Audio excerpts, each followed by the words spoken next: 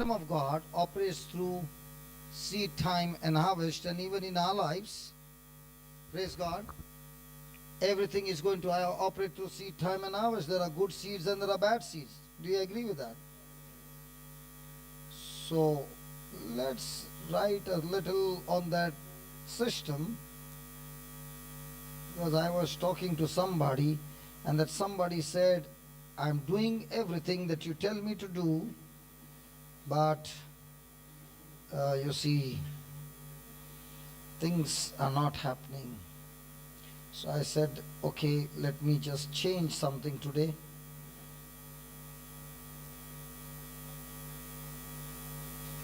Thank you, Jesus. Lord, you're good all the time. Okay, you can write this on seed time and harvest. Many a times we see things going wrong in our lives.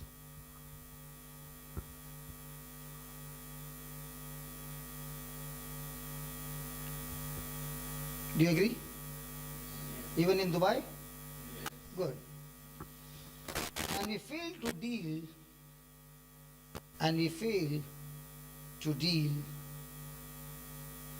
with the root issues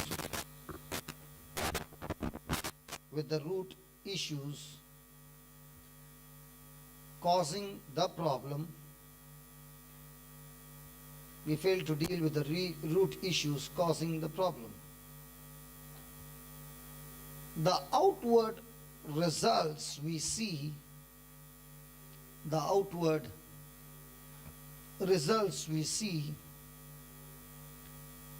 can be compared to fruit on a tree.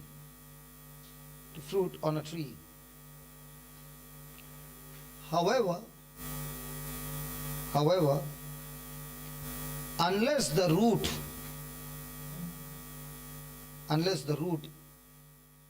is dealt with, things will not work properly.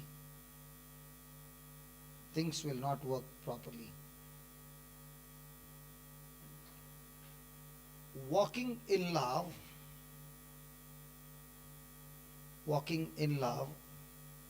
and honoring God are root issues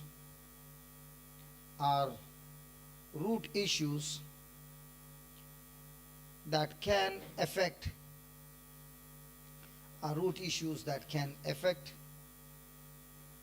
our outcomes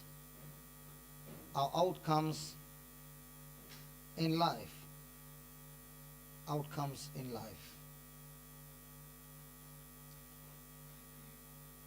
Lack of affection towards God,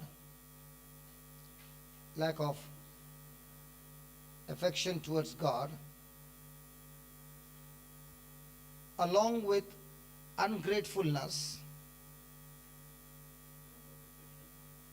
towards God,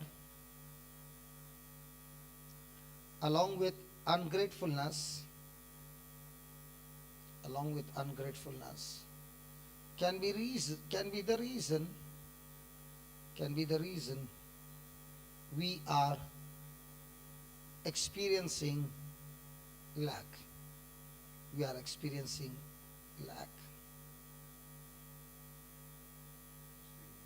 Lack, L-A-C-K, lack.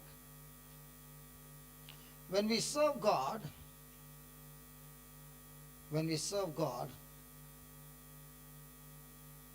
with a grudging,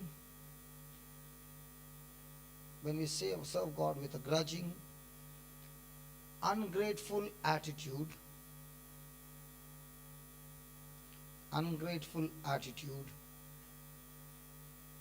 His provisions are blocked in our lives. His provisions are blocked in our life. Deuteronomy Deuteronomy chapter 28, verse 47 and 48. 47, 48. My attitude of affection, my attitude of affection towards God, my attitude of affection towards God will determine my success. Will determine my success.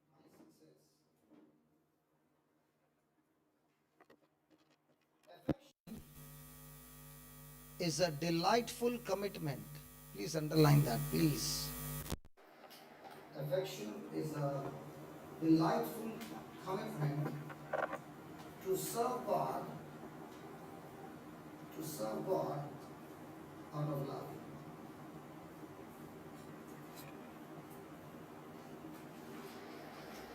We cannot continue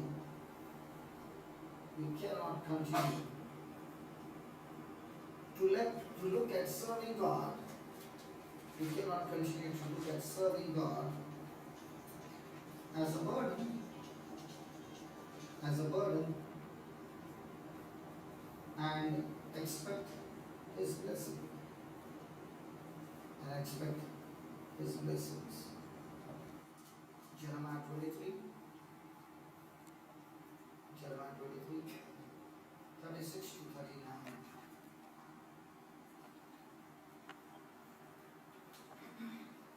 A bad attitude towards God,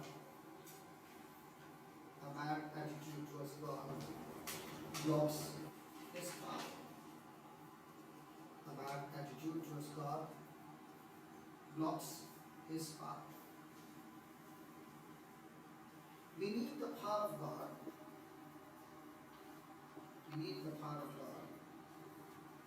Because it removes the burdens.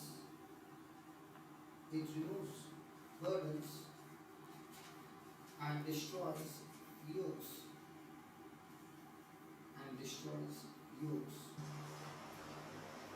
Isaiah 10:27.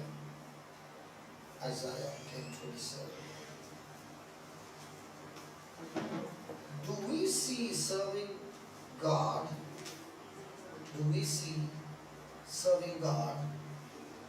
As a burden?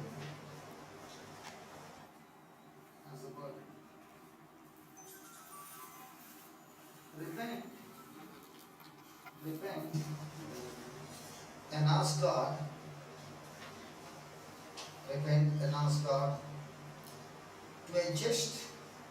To help you adjust.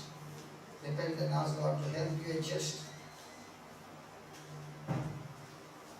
your attitude,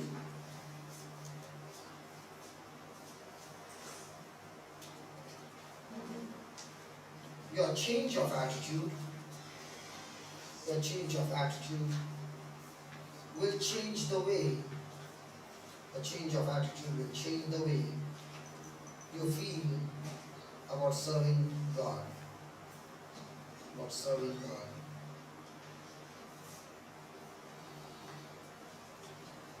Next paragraph.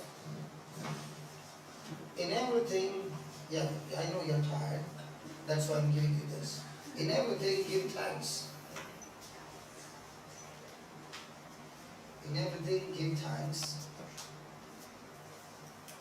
For this is the will of God.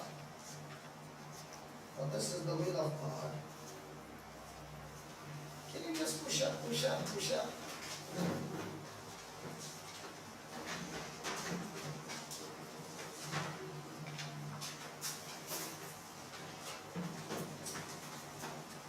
you push up? So that another person don't need to squeeze in.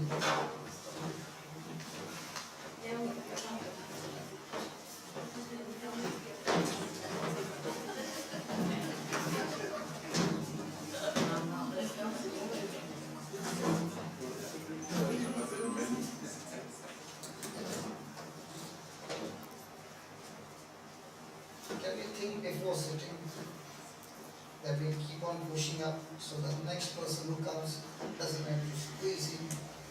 Give thanks to God in everything. That's what we are writing.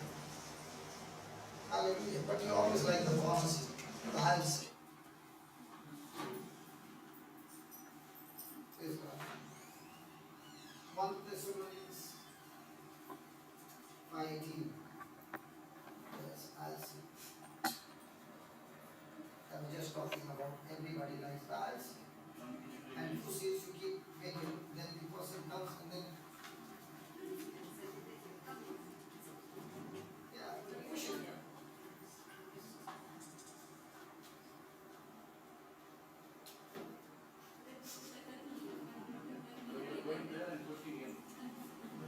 Yeah. Life is all about comments. I like it. Give God thanks in everything. Praise the Lord. Praise the Lord. Hallelujah. 1 Thessalonians 5:18. Thank God. Thank God. Even in the midst of negative circumstances, situations, and comments. Thank God. Even in the midst of negative circumstances and situations and comments. Thanksgiving changes our attitude. Leave that. Yesterday also I gave no. Tonight you didn't give. But yesterday also people writing no. So you have. You know, baby, I know you're not a Christian, right? Okay. I want to tell you, when you come and you don't write, okay, and somebody told you, brother is powerful, he will lay hands and your job will be done.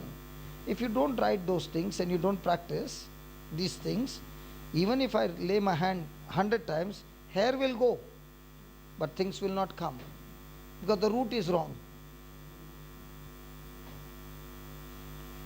And unless the root is dealt with, things will not change. But you will feel good. Hair will stand. This hair might also stand. Might stand. But in life, you will still be struggling. So those who are not writing, no, I already understand how much of respect they are giving to the truth. Because either their memory is good, or they are saying, as it was in the beginning, is now, and ever shall be. Praise God. And why I am giving these truths? Because I know I will not be able to complete them. But they are so easy to understand. And if a person follows it and applies it in life, he doesn't even need to come here. Sure, 100% it works. Whether you are a Christian, non-Christian, everybody it works. Because this is God's spiritual law. And that's why God says, it is the truth that will set you free. He never said the preacher will set you free. Thank God he never said that. Because preachers are few. But truth you can receive from the CD, you can receive from the book, you can receive from the notes, you can receive on WhatsApp. Even on WhatsApp, when you send the truths, fast done by everybody. But how much did you listen to the truth that was sent? Nothing. So did you get blessed by forwarding? Bible says absolutely no.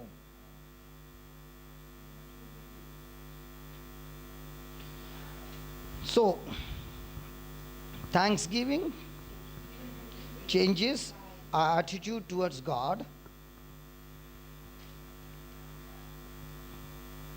and expands our capacity to receive from Him. And expands our capacity to receive from Him. Reflect on what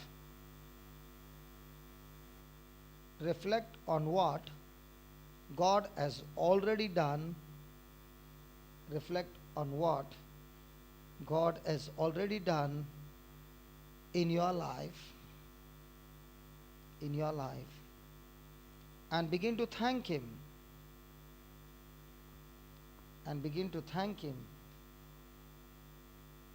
for those things.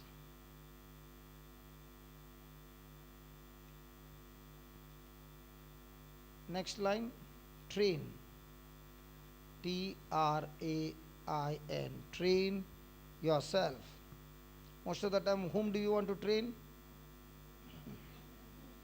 Train? Hello? Train?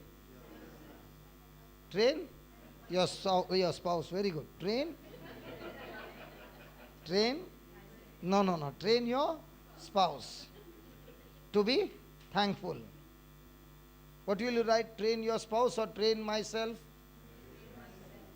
So, train yourself to be thankful. Refuse to murmur and complain. Refuse to murmur and complain. Praise the Lord. Thank you, Jesus.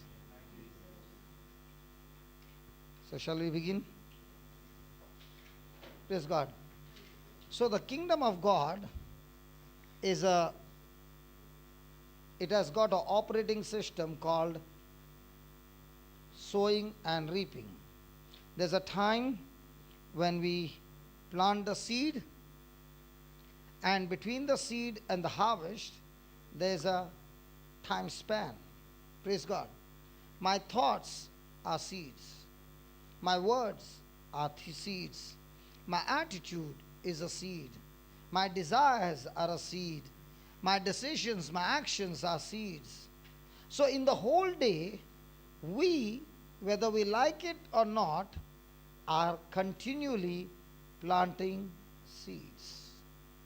And once we understand that we have been given the freedom of choice to plant seeds, these seeds will sprout, grow up, but bring in the harvest not at that moment, but surely in the future. And what happens is, when we plant the seed, we do not see the harvest.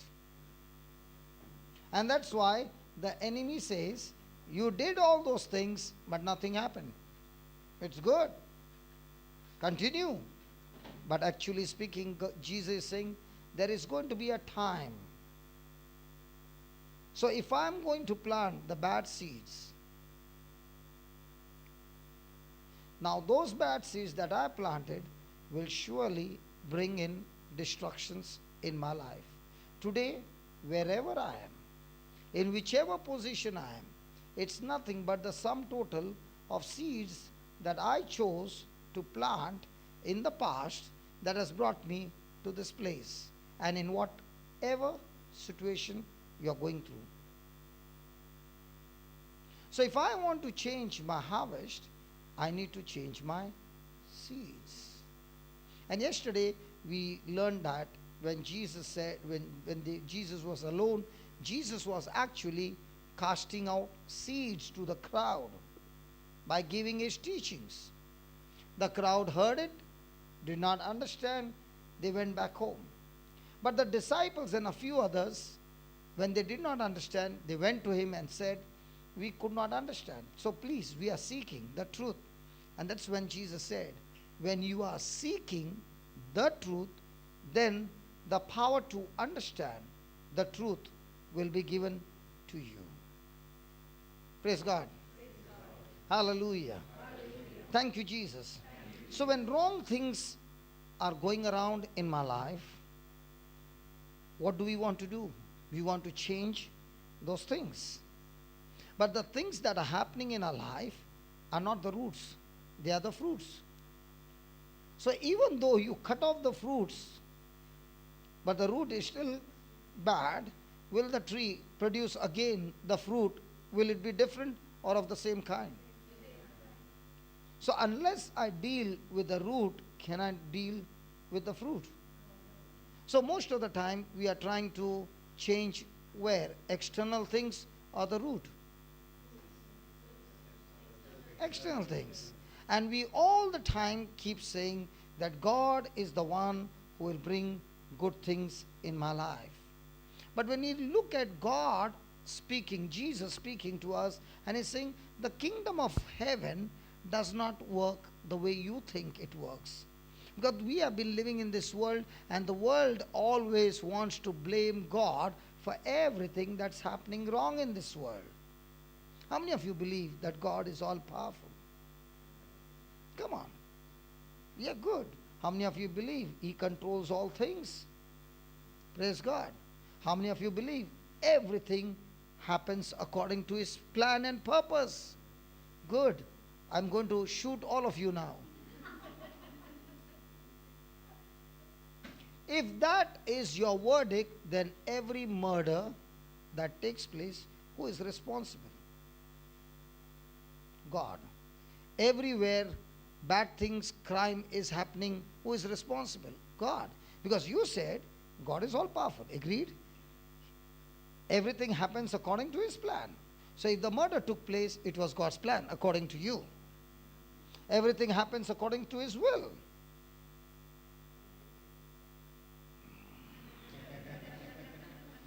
That's why Jesus absolutely clears it and says, it's the thief who comes to steal, kill, and destroy, but I've come to give you life, life in abundance. Let's say, for example, a person went out to church or somewhere. Did he lock the door? Yes. The windows were shut? Yes. He came back and the door was still locked. So he opened the lock and he walked in. He saw that the cupboard and the locker is open and all the treasury is missing. But there is nobody inside the house. Now, does he need somebody to come and tell him that there has been a theft? But has there been a theft in his house? But did he see the thief? So how does he know that there is a theft? Because something very precious is missing. In the same way, my friend, I must check my own life and ask myself, are some good things that Jesus came to give me, life, life in abundance, missing in my life, and my life is full of pain, sorrow, and misery, then I don't need anybody to come and tell me that there is a thief in my house.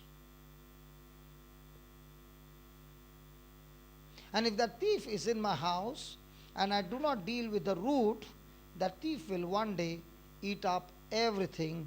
And when he starts eating up everything and replaces with his things of sorrow and pain, it not only affects you, my friend, it affects generations after generations. Those were the days when I used to tell my wife, this is my money, I earn it, it's my life, I live it. You can do what you want, but this is my money, I will spend the way I want. I'm not doing anything to you. Why does it bother you? I was blinded. But when I began to realize that when I lost everything in life, it affected my family. When I went insane and lost my memory, it affected my family. But when I got a job and I began to do the work, again it affected my family. But this time when I began to live a good life, change the route, it affected my family. One day I asked my wife, if that lady had not come home and taken us to church where I was delivered, what do you think would have happened? She said, I don't know, I can't even imagine. Because if I had not changed, would that good things that God did in my life have, would it affect my family? I would have been in some mental hospital or might be dead. Today, the great things that have happened, is there any contribution from my side to my family? Oh yes. So I must understand that every seed that I sow is not for me alone, it is for generations to come, not only in my family, but families around the world. So please don't understand what the devil says, you are just one person. What is so special about you? I want to ask you a question. There were three ladies walking on the road. One lady had a very thin gold chain that you have to put a magnifying glass to know that there is a chain, so thin. One. Two had a medium chain. The three had a gold chain that you can tie even an Alsatian dog. You understand? And she had a necklace with diamonds. Now, these three ladies were going together. Let's say I'm the thief. Which lady's chain will I pull? The one which is extremely thin. Why? No force. Which one? So why do you think the devil is attacking you so much? Because you don't understand who you are in Christ, and you don't even understand what great purpose God has in your life. You know, I was thinking, God, why am I the black sheep in the family? And why all these things? Till He showed me, and He gave me this example, and He said, son, my plans for you has been extremely great, and the devil knows it. So what is he going to do? He's going to catch you right from your childhood. But the day when your eyes open, now the devil, what he knew that you are a threat to his kingdom, he can see it happen. Praise God. Are you following what I'm saying? Are you following what I'm saying? So on the outside it was a mess because the root was bad, and I was not ready to change. Praise God. Because the seeds that were planted right from childhood was extremely bad.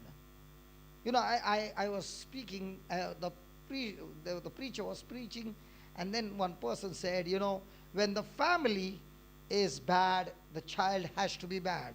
I said, that's wrong. In my family, my mama used to always be praying. My dada used to be praying. We had prayers every day.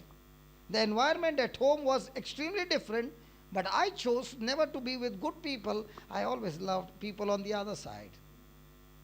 Because people on this side were always boring. There was no thrill, there was no adventure. But on the other side, there was full of thrill, man, something happening. And we come from the attitude, I want something happening. So he said, when you come into my kingdom and get the word in your system, I will show you something happening that you can make the legs grow. Yesterday we saw that. I can show you the bones becoming straight. Come on, this is more happening than anything happening in the world. Are you understand what I'm saying? But the question is, whose seeds are in you? These seeds, you know, please, people think, you know, if this preacher lays hands on me, praise God, things will change. Go and ask a farmer. Do you go to all the communities, the zamindar and all those people and say, lay your hand on me that my fields will be full of crop? Or does he have to work on the field? Is it hard labor? That's what Jesus wants to say. In his kingdom, there is extremely hard labor. And what's your labor? Your labor is to see to it that you plant the seed called the Word of God in your heart. Amen. Amen. Praise God. Praise God. Hallelujah. Hallelujah. Thank you, Jesus. Thank you. So you wrote yesterday, in the same way that farmer that plants corn seeds to produce a harvest will harvest corn. As Christians, we must plant what? Specific seeds from God's word into our hearts to produce the result we desire. Now, the question is, what seed is in my heart? How will I know? Because whatever is in my heart, I can remember it and I can recall it. If I can't recall it, it has never entered my heart. Now, quick question. What are the good memories that you have? For example, husband is not there. Can I ask you still? Okay. On 2 Fridays before this, you went to church. What dress did you wear? You can't remember. Correct? But somebody did something wrong to you 2 years back. What dress that person wear? Are you understanding? So it's not that I don't have a bad memory. See, sorry, I asked your wife some questions. So see how happy she is. Oh, he's come. Now ask me. Praise God. Hallelujah. Thank you, Jesus. So it's not that I have a bad memory, but it's all about what seeds did I choose to plant in my heart and then open my mouth and activate that seed out of my mouth. My friend, I can come here, listen to it, clap, raise my voice, praise God and cry and all that. But after I leave this place, what I've heard, I put it aside and I continue with the same seeds that I planted in the past. Will my harvest change? I'll tell you, if you really want to know the best sermon of your life, what you hear over here is just a theory. When you are in a situation and you make that decision, Lord, these notes which are there, I want to put it into practice, but I don't know how to do it. But I'm going to step out in faith. Believe me, when you are in trouble and you make a decision to follow His word, God's grace is in abundance.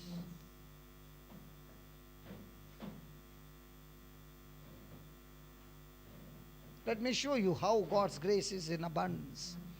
2 Peter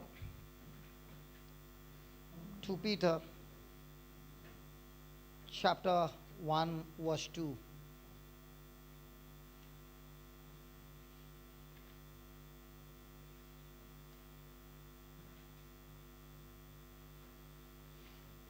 Please read it very slowly, please. Grace. Pause. What? Grace? What? What is grace?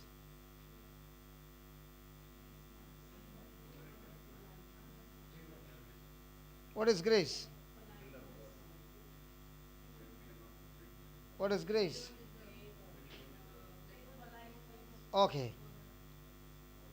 When a student fails, the teacher gives extra marks or grace marks? So why does the teacher give grace mark? Because the child has failed. So what does grace mark do?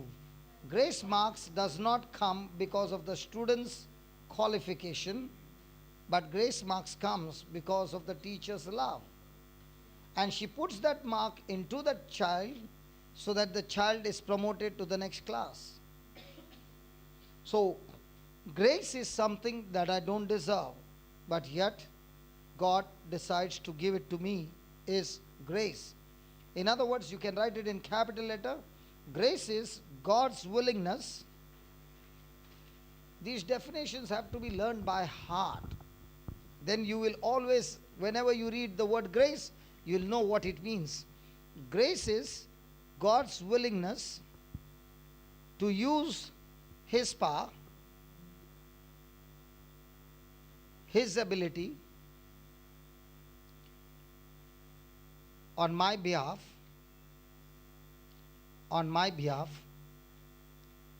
even though I don't deserve it.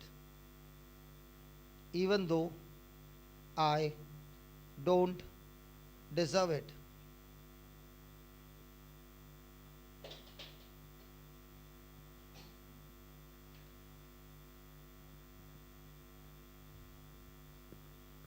Praise God. So yesterday what you saw, the miracle happening, was it God's grace? So every time you see God's miracles happening, what is that? Grace. Because we have all committed sin We don't deserve to be healed, but we deserve to be sick. But God, in His mercy, is giving us what? Grace. Are you following? So, grace and peace. How does a person receive grace? Grace and peace be multiplied, be added or multiplied? Be added or multiplied. So grace and peace be multiplied. How? How? So what are you receiving here? So what is getting multiplied? But if you don't remember that knowledge, is grace going to multiply? Now, if I receive grace through the knowledge of God, praise God, now will it bring forth the manifestation of God's glory? Come on, yes or no? Absolutely no. And that's why it doesn't work. When will the manifestation of God's glory or healing or deliverance or whatever, God's power gets manifested? When I receive the knowledge from the Bible, it is God's grace. When I receive His promise, it's God's grace. Now, just because I receive God's knowledge and God's promises does not mean the power got activated. It is just like a radio channel broadcasting the frequency, the songs. But unless a person tunes in his receiver to that frequency, the song will never play. So on one side is God doing His part, and then He looks at you and He says, what's going to be your response? And when your response is biblical faith to what knowledge you received by the corresponding action, now that grace mixed with your faith will always, always, always produce results.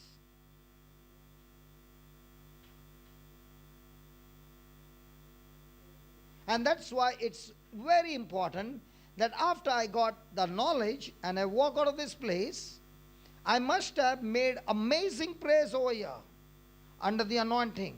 And let me tell you, 98% of the miracle has already been done.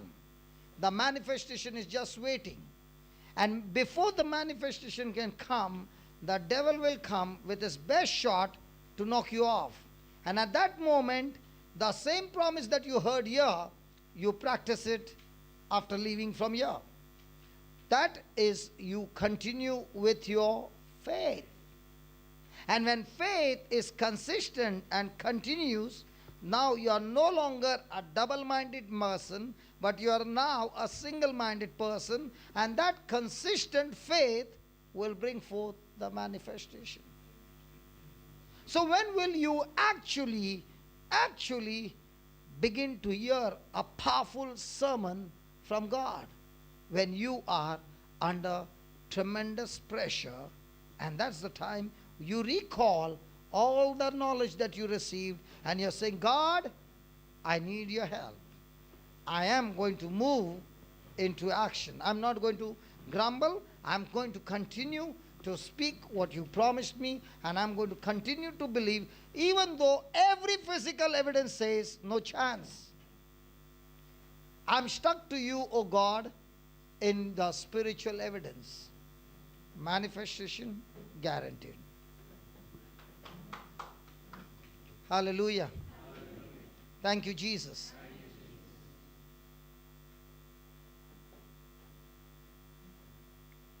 Everybody wants aisle seat. I should talk to Brother Vijay that we only have the aisles long right up to that extension.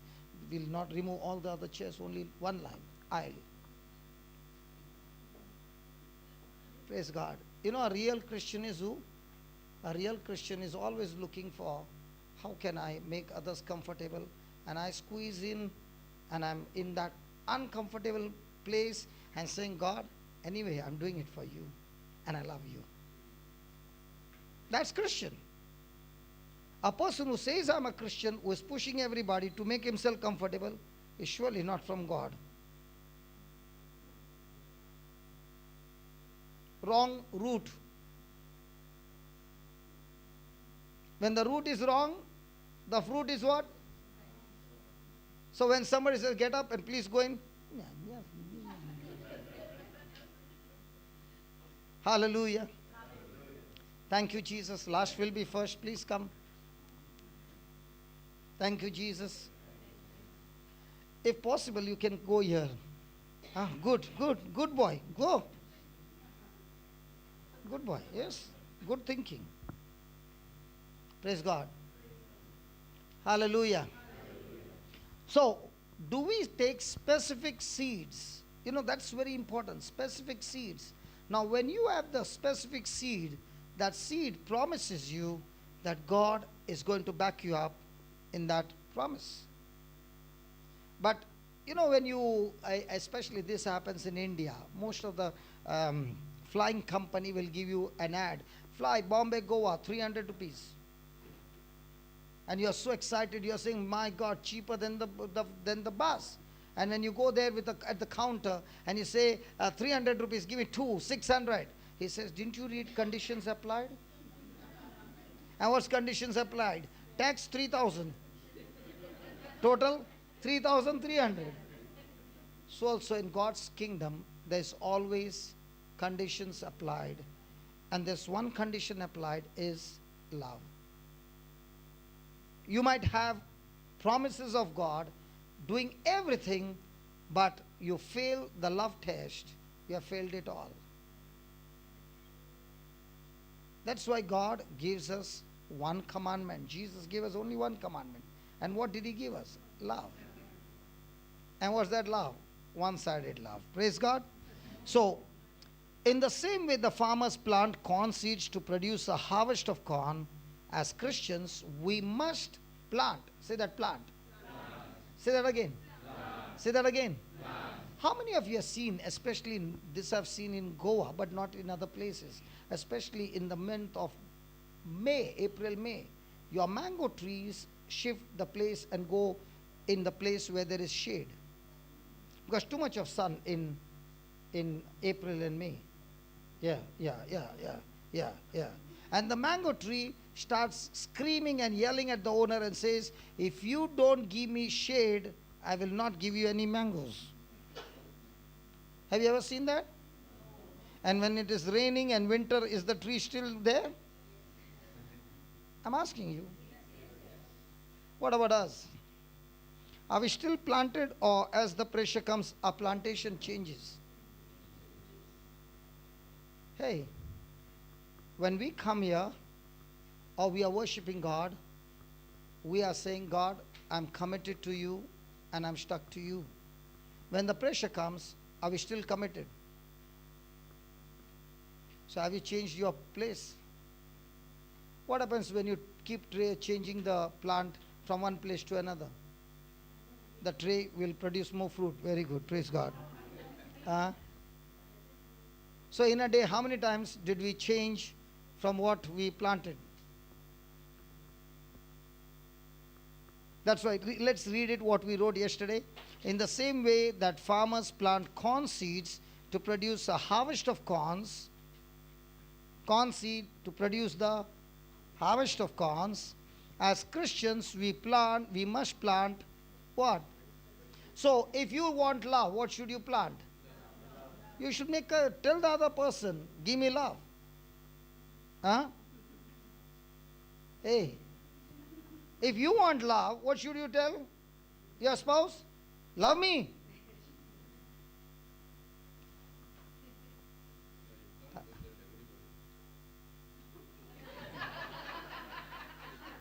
I don't know what you're talking, brother. Can you just describe what you're talking?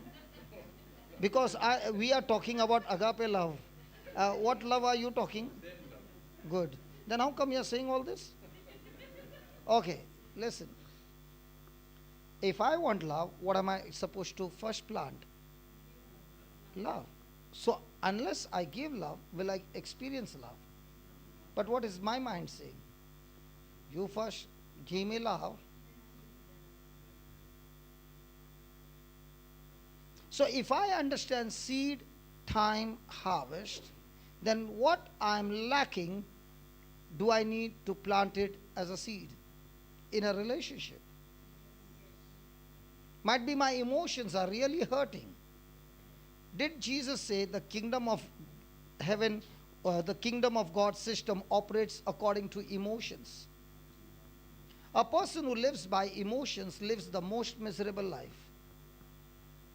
And some of them who have experienced that, they will say, brother, I was totally destroyed because every time I was moved, I took decisions based on my emotions, and my emotions, instead of leading me to a better place, took me deep and deep down in a pit, and I nearly came to a place where I thought I don't want to live anymore.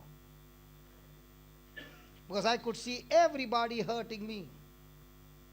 Everybody using me, everybody doing this, everybody doing that, because it's all about me. Kingdom of heaven is not about me.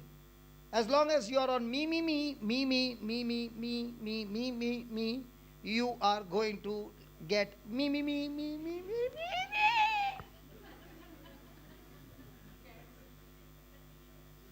Hallelujah.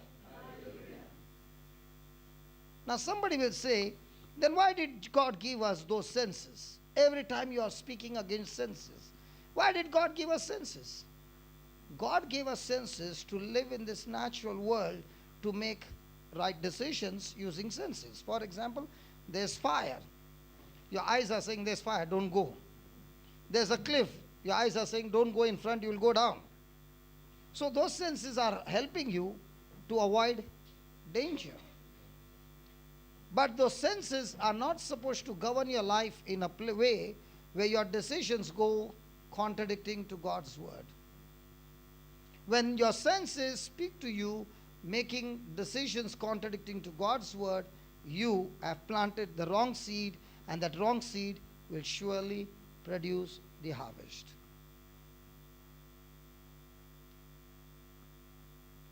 So, simple. Isn't our future depending on what seeds I plant?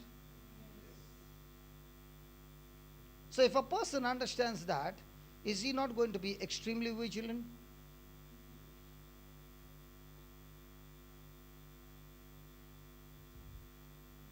Let me show you God's medicine for healing. Brother Vijay, yes. Can you do one favor for me today? Sure. Please.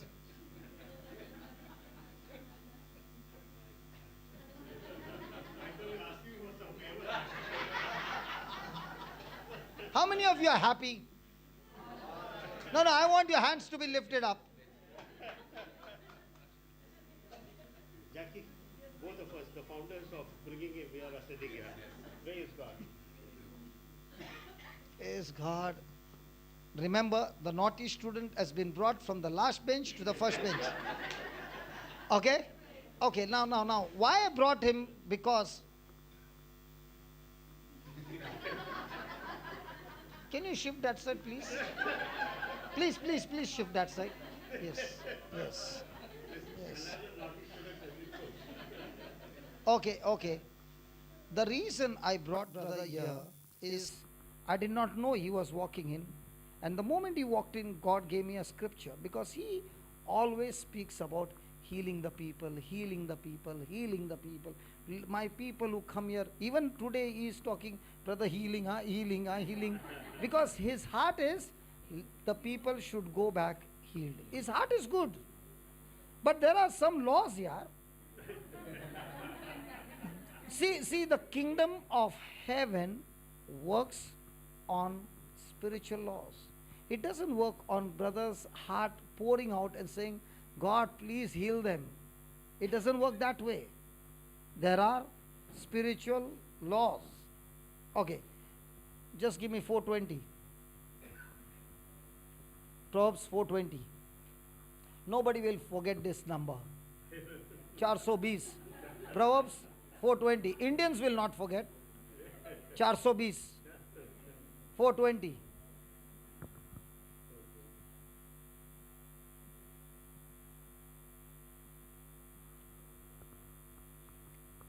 my son Vijay.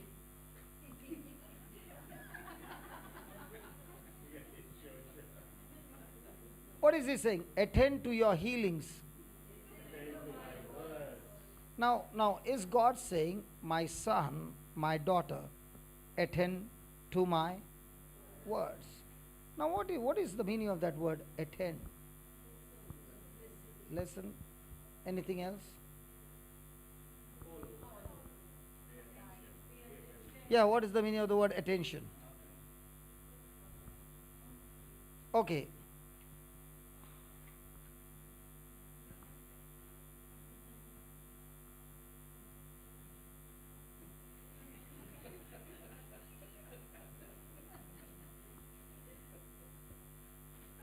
आई तिकडनं कोणालाच यायला देऊ नका.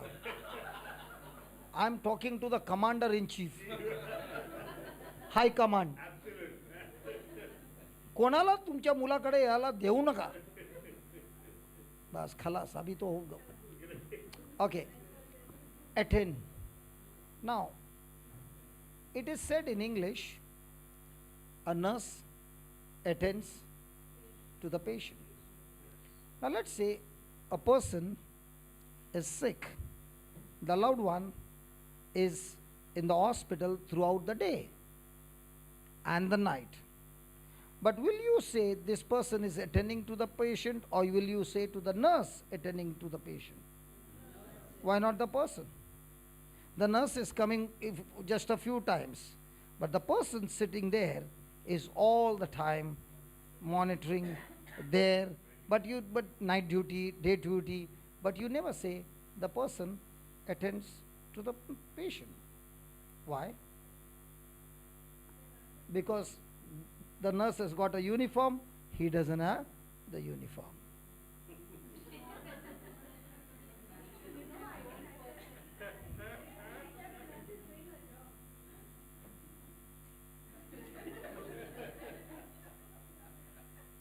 Because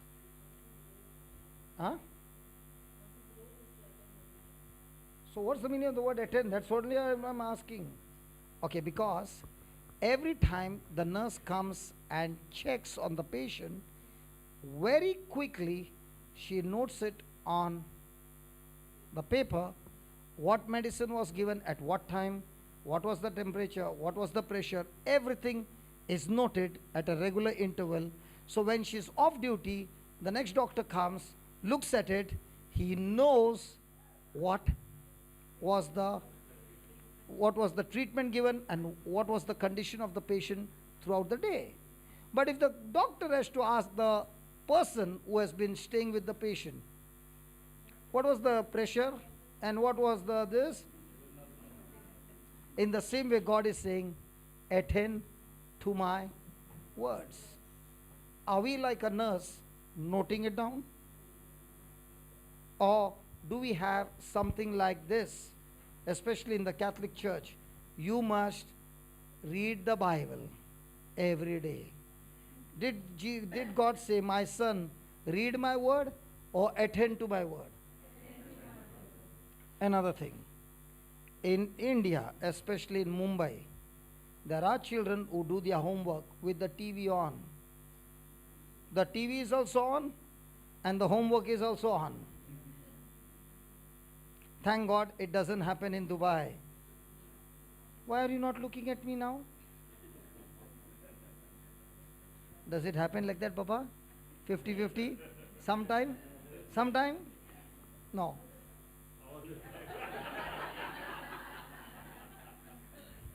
Okay. Okay. So, is the attention divided between the homework and TV? In the same way, the word of God is being preached. My brother Tony comes with water. Is my attention divided in Tony's catwalk? Come on. Because when he walked in, they want to see what he's giving me. And when brother is talking, they want to see what he's talking. Is our attention so quickly divided? And what is God saying? My son, pay attention. So, whose words am I paying attention to? The bad report? The world's report? I just came from Ireland and I just got a news. My brother Amal called and they said there is a hurricane that is come into Ireland. Now he said it was going to hit Cork and he said, God, we have the word and now we command that hurricane to not come with the intensity with what it's coming. We command it to stop and not on the course which will destroy the city, but go through somewhere that it does not destroy. And he said, brother, it's become absolutely mild and there's not much damage. Hallelujah. So, whose word am I paying attention? Now, when I came here, I wrote the notes. After writing the notes, how much have I made myself attentive to that word, that it's on my lips, it's in my mind, and I'm taking actions on those words. And if I do not do that, I cannot experience what God wants to manifest in my life. The first key is, what am I paying attention to? If anybody wants to know your future, it's so simple. Where my focus is, there my future is. What I choose to magnify, that's going to be my future. Somebody said a sentence to me. I paid attention to that sentence and I magnified it. I magnified it so much that it has now become a mountain and now I cannot live because that word is going on hurting me. 2, somebody said the same word and I ignored it. And I said, God, I bless this person and please bless this person in such a way that this person's blindness is gone and this person also experiences your love just the way you poured love into me. Now what did I do? I refused to pay attention to words that are going to kill me. Whose words do I pay attention to? Because that's going to decide my future. There are many people who will come and tell you many things. What are you doing? Ask a question. What this person is speaking, is it going to edify me? Is it going to encourage me? Is this person speaking about God's kingdom? Come on, let's talk. Let's discuss and let's encourage each other. But the words that you're speaking is only going to bring chaos. I'm not interested.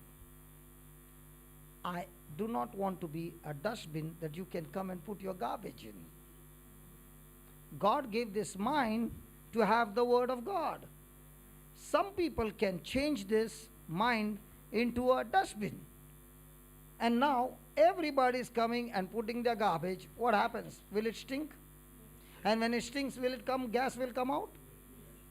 In India, when we have toilet, behind the toilet there's a pipe with some holes.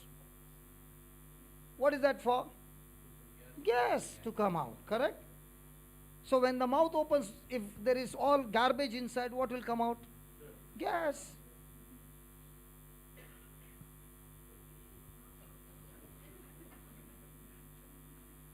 Hallelujah. Hallelujah.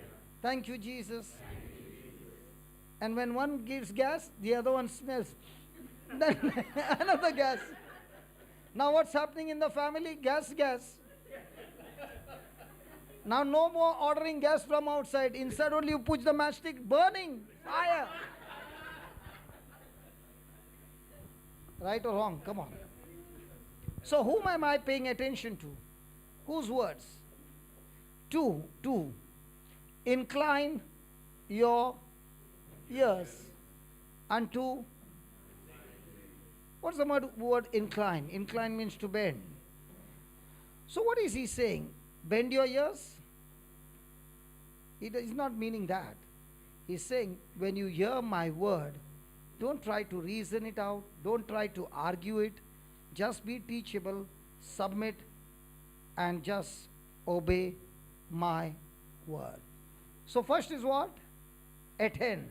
So when you are attending the word, what happened? Did the planting start? Yes.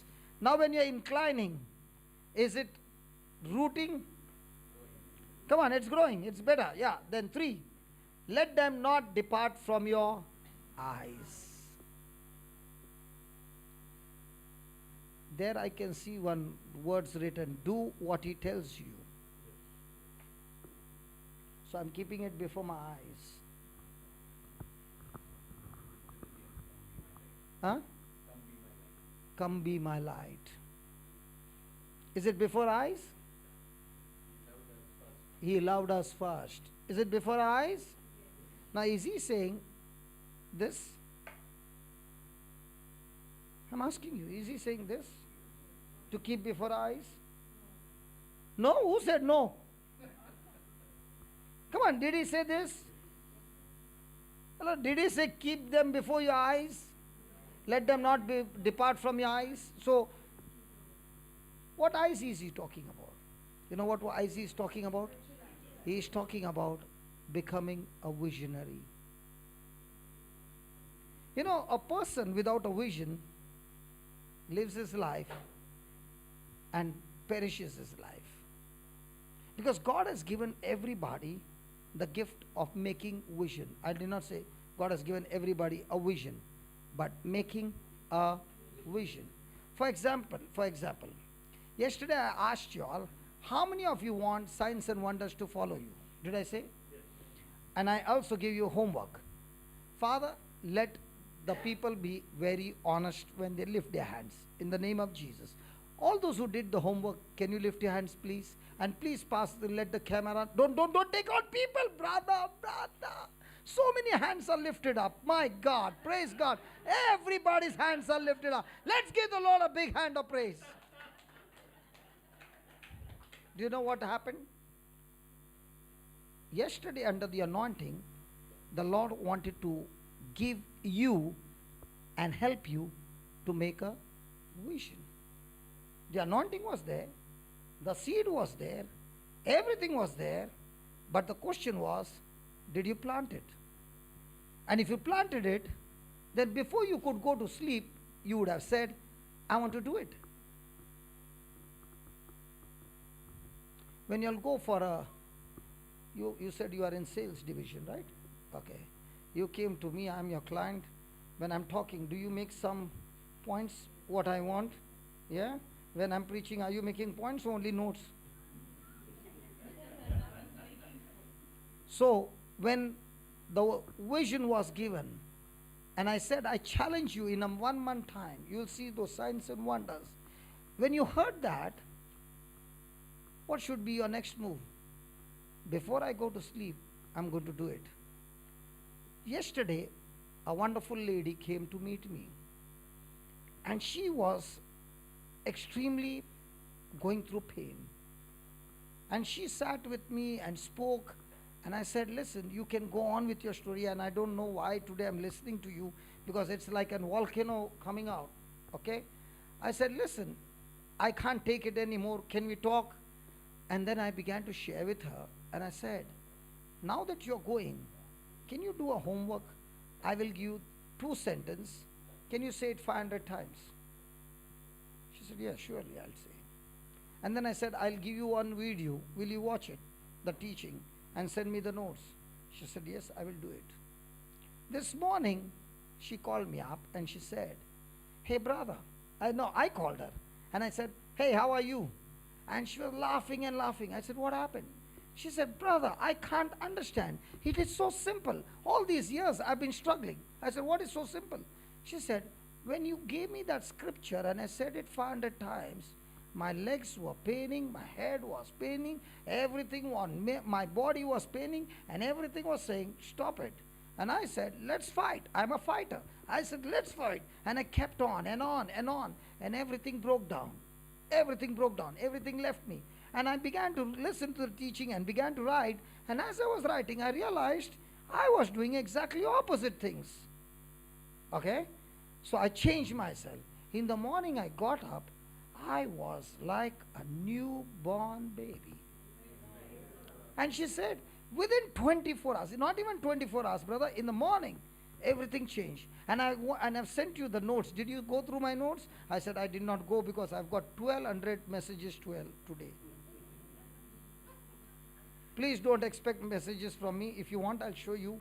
I get 1,200 WhatsApp messages a day. So, can you have mercy on me? Praise God. What was beautiful about this girl? She has got a problem right from childhood. But she said, if this thing works, I'm going to take it and plant it as a seed. She planted it just yesterday. Within 24 hours, she said, all those that was hurting me, irritating me, has gone. I now realized that I don't even need you to lay hands on me. The seed in my heart is getting the job done better than I going around and asking everybody to lay hands. Because now I realize what you are saying, laying hands is jump start, but when I plant the seed in my heart, it's a tree of my own that will, it's the tree that I'm growing in my garden, and this tree will always produce fruit.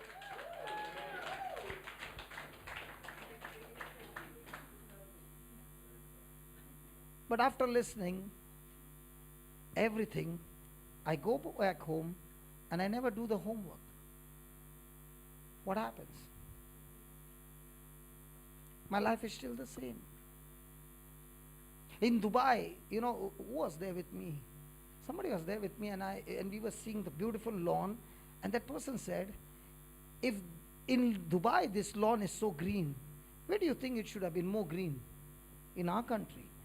The soil is fertile, the rain is there, everything is there. But what's the problem in our country? The seeds are not planted. In this place, the climate and everything is so unfavorable. But yet, they see to it that everything needed, they keep on using the resources, and because they are using, even in a place like this, you can still see it's green. And that's what talks to us. If these people can grow all these beautiful plants throughout the year and still be green, how much more the seed of the word of God planted in a heart will produce the greenery of heaven in a heart.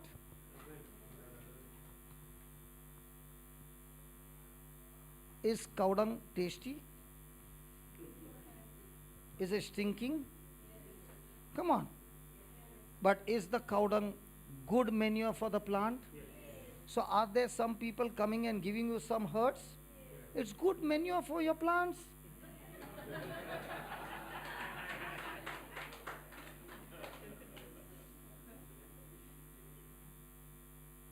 Don't taste that cow dung, but use that cow dung as a manure by practicing love, by paying attention to what God's word says. Amazing result. I'll tell you, if I'm standing here today, everywhere I go, I get hunted with all kinds of bullets for no reason. Everywhere. But that did not change my zeal for God.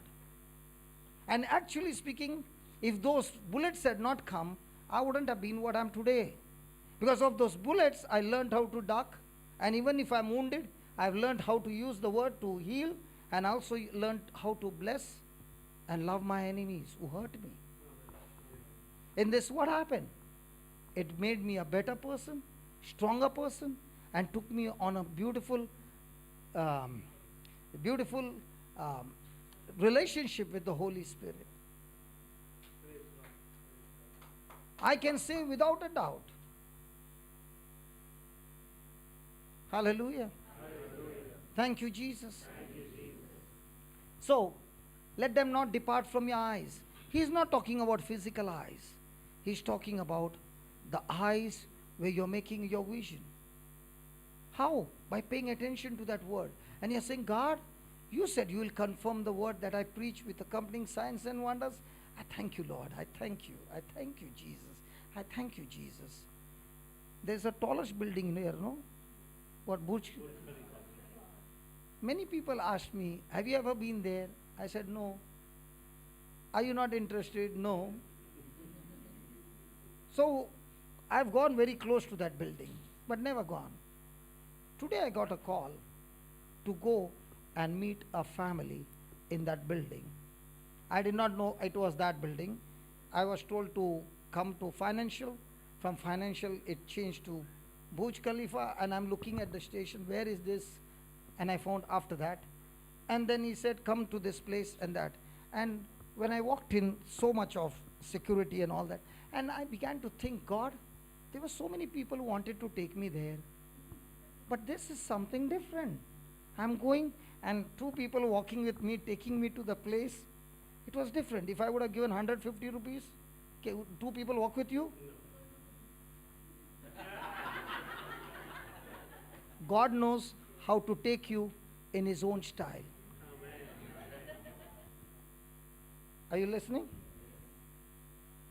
God has great plans. But the promotion in life is how much can you desire of God's kingdom. You know why I'm saying this? Because when I don't desire, and I desire only the things of God, He shows me things. I remember one person coming and giving that, वो विठल भाई क्या है वो विठल भाई Louis Vuitton क्या Louis Vuitton bag है ना विठल भाई बैग रे कहता अपना विठल भाई है ना. Somebody comes and gives me a computer bag, and that bag has got no shoe. Have you seen Brown and Brown Vittal Bhai? And that person says, see brother, you will go and give somebody, don't give this bag. I said, what is so special? No, it is Louis Vuitton. I said, what is Louis Vuitton? Apne to kabhi suna hi nahi. So he's saying this bag is 1,50,000. I said, yeah. So I'm taking this bag and going. Arrestor is saying, good bag. I said, I'm not good. Because everybody's eyes are on bag. After taking for 5 months, I found that bag cannot take my, because my bag, my components are so much, और bag is only delicate darling.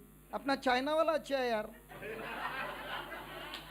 5 kilo भी डालेगा तो bag चलता है, ये तो आवाज करता है. Delicate bag for delicate darlings. I gave that bag back. I said, I don't want. Why I'm saying this? Where is my attention? When he gave this bag, I was crying. And I was telling him, you destroyed my father's money, 1,50,000 for this bag. That is my father's money. None of the money belongs to us. It belongs to our father. And he has given you the money for what? To buy Vittal Bhai? और वो विट्ठल भाई को show भी नहीं है. कुछ show है? I don't understand. उसमें क्या शो है?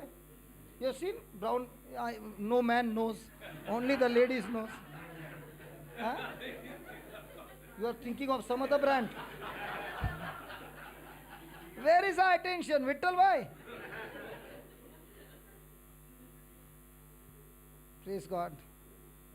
Hallelujah. What is before your eyes? Hello, what is before your eyes? And when I was going there, he gave me the code and he said, you please give them the code. Every place you have to give the code. The door opens. So I said, Lord, in this building to go there is code. And people are so happy. I went to this building. You have given us the code of heaven and nobody is happy. Scripture is a code of heaven to download his inheritance. वो नहीं मांगता है, लेकिन इधर का building का code मांगता है. Hello, are you understanding what I'm saying? God's inheritance can be received by pure grace and my faith in Christ Jesus, right? How much are we using the code called the Bible? We don't open the code and we are saying, God give me, God give me. He's saying, code marna yaar. Have you ever gone to ATM machine? Without pin milta hai paisa? That pin number remembering? Let it be, I'll change the topic.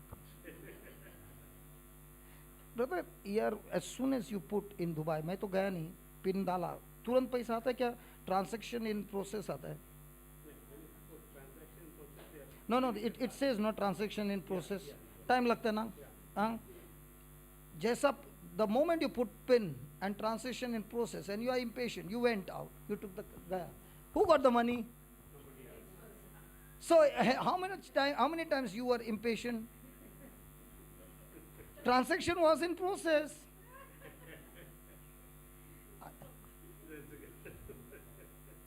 Ask your neighbor, when was the last time you became impatient? See, hold on. Let's study this. Are you using ATM? Yes. Good. So you are putting the card, then putting the pin, then putting the amount, no? Then putting the pin, then the machine is saying no transaction in process. Yes. You become impatient and you're saying, I don't want to wait, and you go. And you had put 10,000 dirhams. The next man is coming and saying, God bless her, God bless you. So every time you are praying the scriptures, transaction in process, downloading is going on, but you got impatient, you went, somebody else got. Hallelujah. So why I'm getting more? Patience. Somebody else's transaction in process, I'm standing there.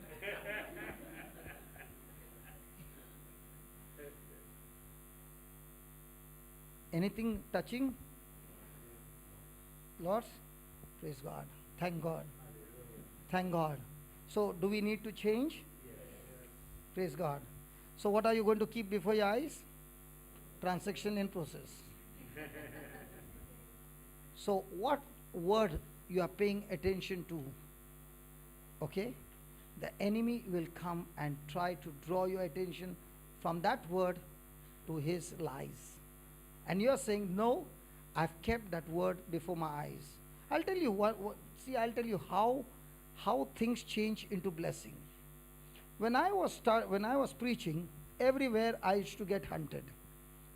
So I would be stopped here, I would be stopped there, only 1 hour over here, half an hour over here, and I'm a long inning batsman. I'm not one day 2020. I got 5 days Gavaskar. Okay, so everywhere going, all these things were happening. So one day I said, God, if you give me a place of my own, how good it will be. Then I can preach from morning till night. Even if nobody is there, walls are there, I can still preach. But give me. That desire came because of opposition. And that desire then manifested, and what you see over there is only because of the opposition. If there was no opposition, that place wouldn't have come. Are you getting it? So what looked to be evil, God made me take a desire in this direction and not grumbling direction. So every time I'm looking at that place in Goa, I'm saying, thank God for the opposition. Otherwise this place wouldn't have come. So that opposition is a breeding ground for giving birth to a miracle. In other words, I can say warfare is a breeding ground to give birth to a miracle.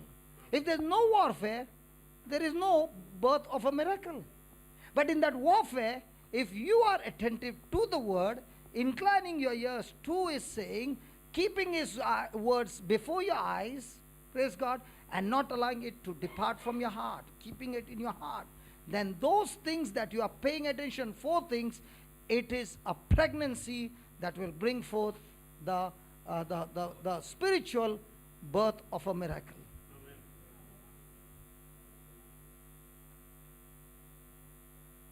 But when pressure comes, does it change our attention?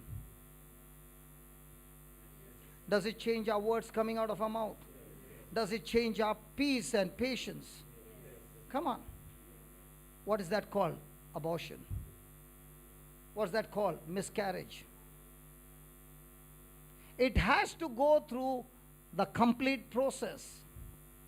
And before it can go through the complete process, there's something called as time. And that time, seed time.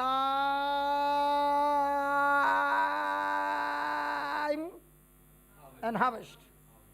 So that time spent is where we miss the mark. And that's what he's saying. Let them not depart from your eyes, keep them in the midst of your heart. So when something comes against you, what do you pull out? From what's in your heart. I think we learned that, no? Who brings good things in our life? Hello, who brings good things in our life? Nobody wants to answer. Who said we? Who said we? Who brings good things in our life? Who said God? See, that's why, listen. If you have paid attention to the word, will you know the answer? Now, why am I putting pressure on you? I'm putting pressure on you to see, have you really paid attention to that word? Okay, Matthew 12:35. I think we learned it on Friday. Did we learn it on Friday? So why didn't you answer?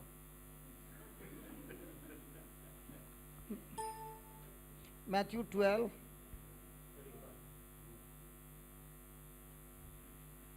Brother Vijay, please read it. A good man. A good God. A good man. No, yaar, a good God. A good man. No, brother. Good man. Ah. Out of the good treasure of the heart. Where? Good treasure of the heart. Ah. Bringeth forth Ah. good things. So who is supposed to bring good things? A good man. From where? From the heart. And what should be in the heart? Good treasure. Good treasure. So if your heart is full of garbage, will good things come? So who is supposed to bring good things?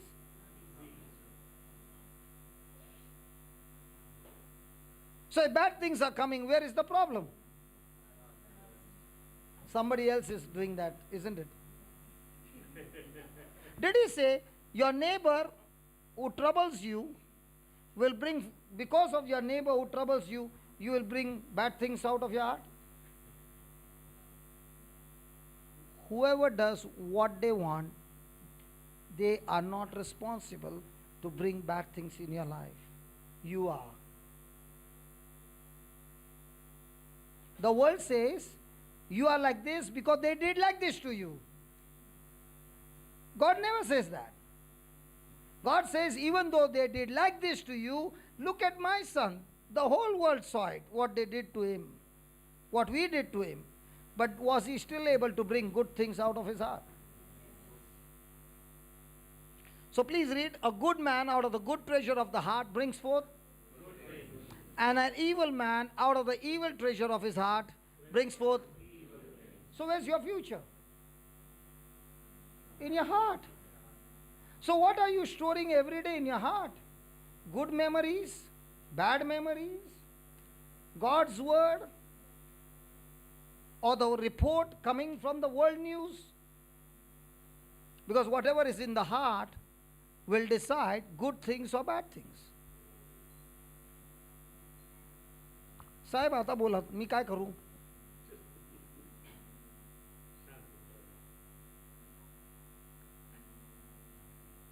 So do we need to pay attention? Yes. So is it a fluke game? Or like an athlete, go home and practice? Sure? Come on, let's lift our hands and let's pray. Heavenly Father, we thank you again and again and again and again. You are showing us, O Lord, that it is in the kingdom of God, there is repentance. Repentance of changing our thinking. We have been taught in this world things that are absolutely lies of the devil. He is a deceiver, and he has deceived us with the lies which is contradicting to your word. But Lord, your word is a mirror that shows us whether we are right or wrong. And here your word says, a good man. Who is a good man? A person whose heart is full of your word, of your instructions, and follows those instructions. And such a man is able to bring forth good things. Nobody can stop the good things which is stored in his heart. It will surely come to pass.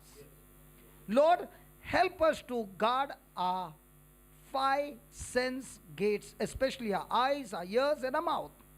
The gates that have only allowed corruption to enter our heart and destroy our lives, and out of our own mouth we have prophesied destruction in our own loved ones' lives and in our families.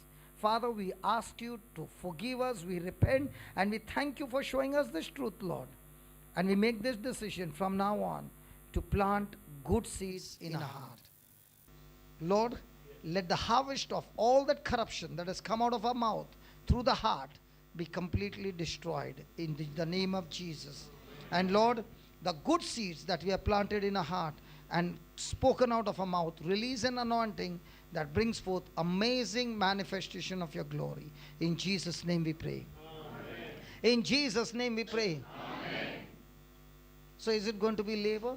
It's going to be labor. That's why that white book is not a prayer book. Let me tell you again, it's not a prayer book, it's a book of seeds. Seeds that need to be planted in the heart. Is it going to be laborious? Yes. Do you have to learn it by heart? Yes. And only when planted in your heart and when you put it into practice, things will begin to change. Yeah, what happened to you?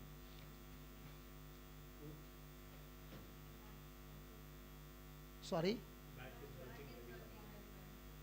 Oh, okay. Close your eyes and say this. Lord Jesus, I'm listening to your word and I've focused my attention on your word. When I'm attentive to your word, I'm connected to you and I'm in your presence. The Bible says mountains melt like wax in your presence. So I am so thrilled that this pain, this infirmity is burning right now like wax, completely destroyed in the name of Jesus. I will never ever suffer from this pain, this affliction, this infirmity all my life. In Jesus' name, I am set free. Amen. Now turn your neck.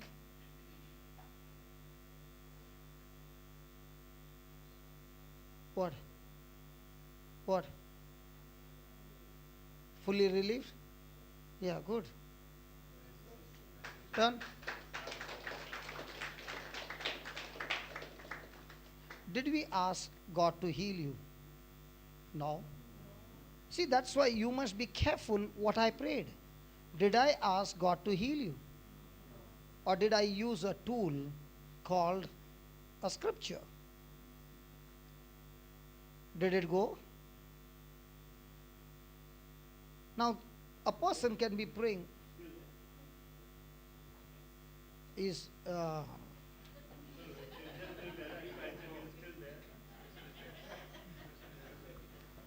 My brother Vijay wants in crook क्या walk क्या बोलता हो by hook or by crook क्या कुछ ऐसा ही कुछ है हाँ but I want all my I'll tell you this man will always call me and say brother you preach what you want but my people by the time they leave this compound must go back healed and blessed. Arey Baba, it is in my hand. It is a connection. Now, was it easy? Yes. Come on, was it easy? Yes. Now, if this word was not in my heart, would I be able to bring it out? So, if you have those words and each word having each purpose, you open your mouth and you speak it. Does it produce the harvest? So, is it something special that I got? No. I got a special word of God in my heart that makes me special. Nothing other than that. Nothing other than that. So what makes you supernatural? The word is super, you are natural. When they both come together, you become supernatural. Sit down. नहीं तो Panadol लो, Anacin लो, Crocin लो, मेटासिन लो और सब सिन लो.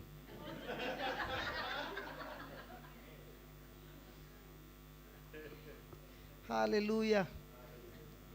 Just go back, Baba. 420. Back. Okay. Now, brother, look at the 22nd verse. I want you only to read. Just give me the 22nd verse, please. For they are. Life. For they are life unto those that find them. Is he saying to everybody? Hello, is he saying to everybody? He's saying they are life only to those who find them. Now tell me honestly, are you sending CVs to find a job? In the same way, are you doing treasure hunt when it comes to the Word of God? And while doing the CV, are you checking everything, line, order, full stop, comma, this thing, decoration and all that in the CV? Why? The presentation should be good. In the same way, are you seeking the Word of God? Look at what he's saying. I'm not saying, the Lord is saying. What is he saying? For they are life.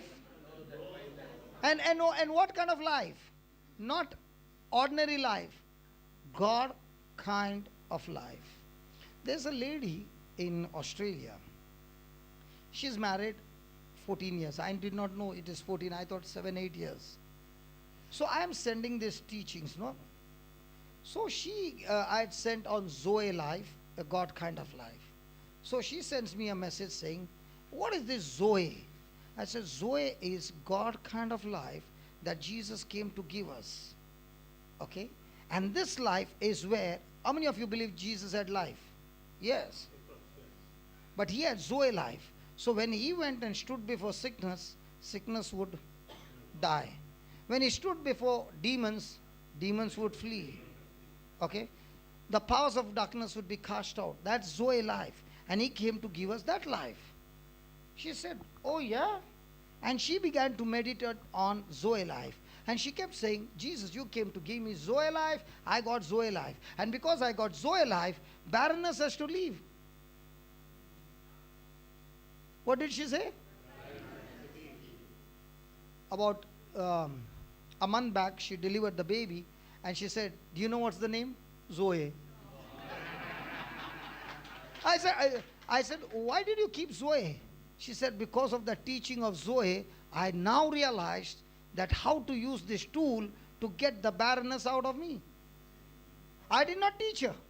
But she, because she's kept meditating on that word, Zoe, Zoe, Zoe, Zoe. Okay, let me show you Zoe. Gospel of John. I don't know why I'm going here. Lord, somebody needs this. The Gospel of John 1. Start with 1. In the beginning was the Word, and the Word was with God, and the Word was God. The same was in the beginning with God. All things were made by him, and without him was not anything made that was made. In him was life. What life? Zoe. And what was that life? So how many of you believe that Jesus had Zoe? Yeah. So when he went where there was darkness, what happened to darkness?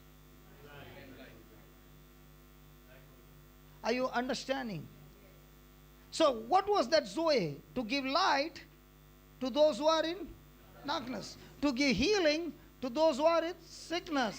To give deliverance to those who are in bondages and curses and all those things, right? Now, what did Jesus do? Look at the Gospel of John 5:26.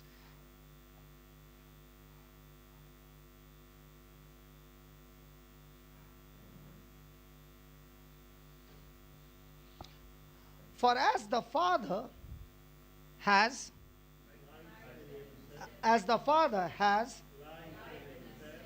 so has he given to the Son to have life in himself. So the Father gave Jesus what? Zoe life.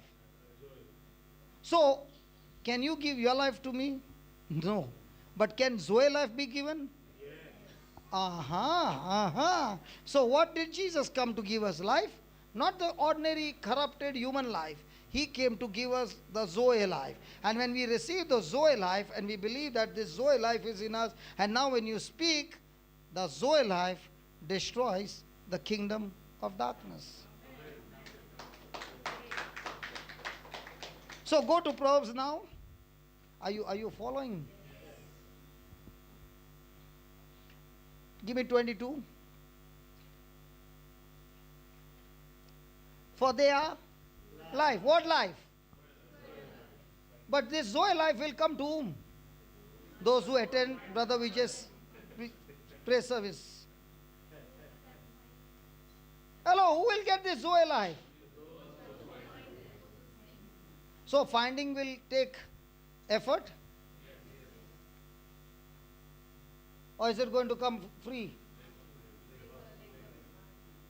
So when you find it, something that is precious, what you lost, now will you again keep it anywhere? Do you all have lockers? What do you keep? Lipstick, powder, clips, fridge, TV. You keep those things that you do not want to be stolen, which is very, very valuable, expensive, precious. Now, what do we store in our heart? Do we believe that the Word of God is like a treasure? Yes. Really? Then why is it not in the heart then? That's why he says they are life only to those who find them. And now you tell me, brother, if the heart is full of all the garbage, grumbling, murmuring, and all this. Now let me tell you, in the beginning, might be nothing's happening.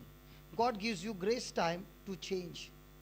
Even after that you don't change, then comes a small fibroid, a small pain, and then comes the cancer, and then comes the tumor. Do you know what is cancer? How many of you know what is cancer? Growth of what? Yeah.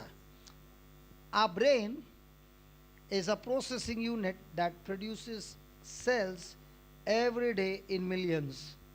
And every cell has a particular function. So cells die and new cells are produced. This process is going on every day. So when the brain starts malfunctioning, the brain starts producing cells more than required. And when it produces more than required, those cells, when they come together, it forms into a body or a growth that now turns into a growth that starts eating up the body. Now, when does this brain starts doing that? When it is under pressure. Imagine. Thank you, Tony. Thank you. No. I'm giving an experiment, brother. Tony, thank you. Now, is this, how many grams it is in weight? Might be 100 grams. Okay. If I hold it for 30 seconds, okay. But if I hold it for 5 hours, what will happen? Like this. You know what will happen? It might damage my nerves as well. It might damage my hand completely if I keep holding it like this. Because it's not supposed to be a person holding like this. It will damage me if I hold it for 5 hours, 8 hours, 10 hours. After that, this weight will become heavy. Imagine on my brain, I'm bringing all those hurts and keeping it for days, not minutes, hours, days, months, years. That brain is like an engine going on a very high speed on a cliff and no radiator, water in the radiator. Now what will happen? The engine will get burnt out. God created man for love. This man's whole process is only to love. So when man decides not to love, the whole thing starts malfunctioning. The mind controls the brain. Mind is spiritual. Brain is physical. Somebody will say, how do you prove that? Let me prove it to the scriptures. Mind is spiritual. Brain is physical. We know in the Bible, Jesus giving us a teaching where the rich man and there was a poor man, Lazarus, right? He was eating the bread fallen from the table, the crumbs. Okay? And the rich man was very rich. The rich man died. Where did he go? To hell. Correct? Where did Lazarus go? Heaven. Now, when the rich man died, where was his body? In hell or buried? His body was buried. So his body decayed. Where was his soul and spirit? In hell. How come he can still remember when his brain is already buried there?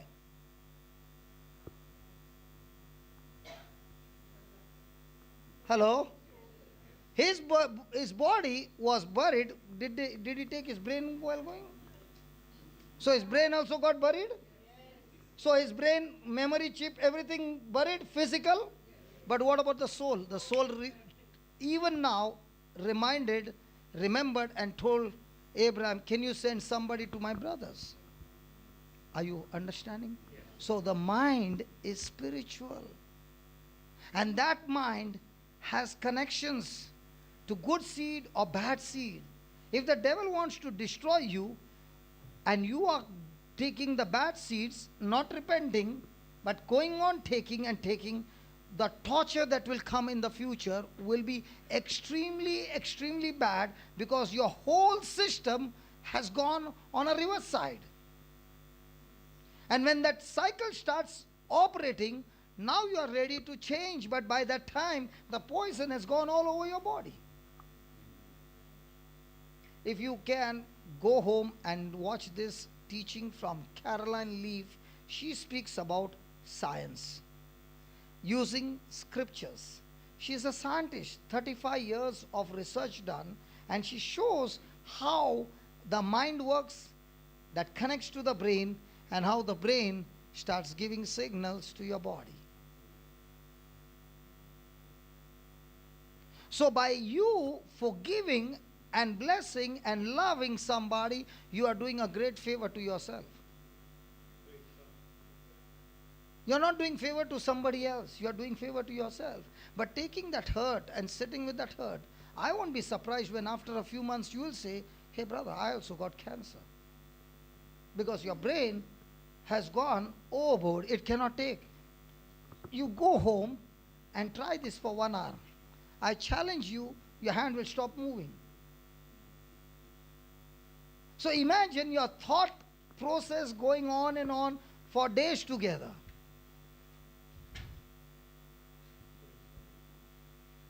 Your car going at 180, 200 speed on and going on a cliff. The car capacity is not to take that much. What happens? The engine will blow off. Ask your neighbor, has your engine blown off?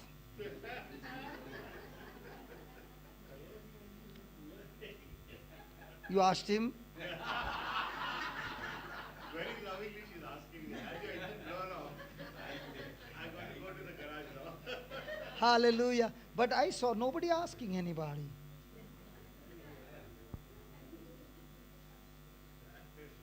Brother, I don't know. I'm not sure. But I'm not sure about what I'm going to say. But this is my belief. Let me tell you again.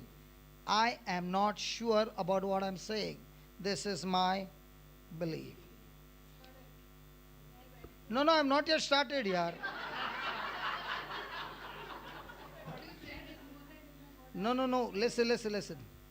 In Goa, St. Francis Xavier's body is there. I always like to ask questions to myself. Why was his body not decayed? One. Then I saw a video that was sent where some of the saints in the Catholic Church, the bodies are more than 1200 years back and they are still much intact than St. Francis Xavier's. Yeah. So my question was all the time going on till the Holy Spirit gave me an answer and said, these were the people, when they received the love of God and understood their relationship with God, their heart and their mind was totally free from corruption. They kept their mind and their soul with so much of love, even in the midst of suffering, only love and love, that their body, even after supposed to be corrupted, the soul that had put in that power in the body, even after death, the body refused to decay. That's what I'm thinking. Because our body gets decayed. हमारा तो एक महीने में अरे क्या हुआ पूरा हड्डी खलास हो गया. They don't even have to put some acid.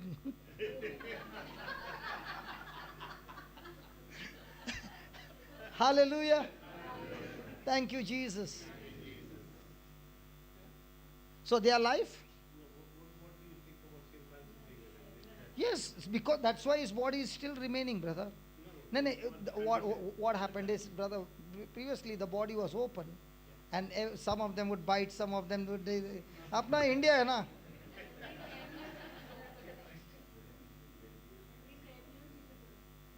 Now you want to change the topic? Praise God. Keep your heart with all, or in other words, guard your heart. Why? Why? So do I need to go and see an astrologer? Do I need to go and look at horoscope? Do I need to look into the magazine, my stars? Why do you want to look at the stars? Go and look at the one who created the stars. Amen. And the Creator is saying, I have given you a heart, which is a soil, which is extremely special. In this heart, whatever seed you put, the soil will make it sprout. The soil or the heart does not make discrimination between good seed or bad seed. Its purpose is to make it sprout. So who is responsible what seeds to put in? So let's say this brother comes and insults me. It's my choice to accept what he did or reject what he did. How do I reject? I overcome evil with good. I rejected his seed. But I respond with evil for evil. I accepted his seed. So in a day, how many seeds and what kind of seeds do we plant every day? Anybody married?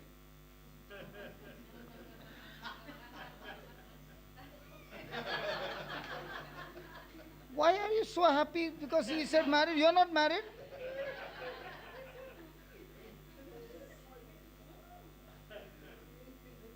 He's not married? Then why are you laughing at his marriage?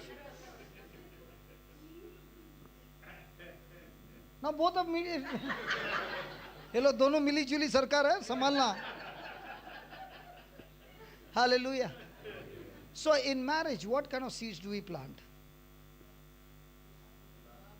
Yeah. So much love, so much love when the husband comes home. Have you seen a pet dog? When the master comes in, what does he do? That kind of marriage love. When the husband comes from the office. Hallelujah. Praise God. Hallelujah. But tell me honestly, before marriage, that kind of love was there? Of course. After marriage, what happened? Huh?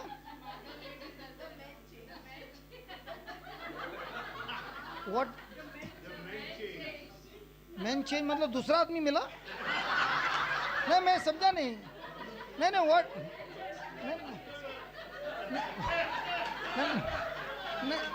नहीं what's the meaning men change मतलब? Character of the man change. Why you came here now? But listen. Of all the Bible teaching I was giving, everybody is like this. Who will bring good things? But on these topics, fantastic information. this sister is only saying, brother, you preach the word of God. I'm not interested in this topic. But all the others, fun, bindas.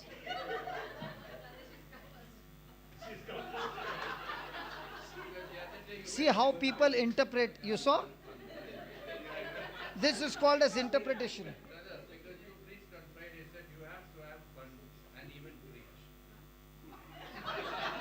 So fun should be screaming and shouting and saying, God, I now understand if I plant this seed in my heart, good things will come. But what you're laughing is not a good seed, and that you are happy. Take care. Praise God. Hallelujah. Thank you, Jesus. So, do I need to guard my heart? So how do I know what's my future? The seeds planted in my heart. So is it a luck game? Praise God. Yesterday's notes. Many Christians lack knowledge and they expect to receive a harvest of something that they never planted in their hearts. How does it look? A farmer never planted a seed and is going on praying and saying, God, this time give me bumper crop. Now nobody's having fun. Huh? Yeah. Correct. No seeds, no tree. I'll give you, this happens in Mangalore. Mangaloreans, any Mangaloreans? है कोई है, praise God. हमारा Mangalorean का भी है. अच्छा, in Mangalorean, I'll tell you. In Mangalorean, the old houses, there will always be a coconut tree in front. And all that we eat, no, all that remaining will go to that coconut tree. And that coconut tree only gets sab bachela khana. And all that washing of utensils, all for that coconut tree. This side, there will be washing pattar, stone. All the soap water for this coconut tree. Okay? All the other coconut trees, nothing, but these two only wastage. Correct? And these two coconut trees taking all the wastage are like this. But I'll tell you, in Mangalore, especially Mangalore, so many years soap water, so many years dirty water. But when you drink the coconut from the tree, only clean water.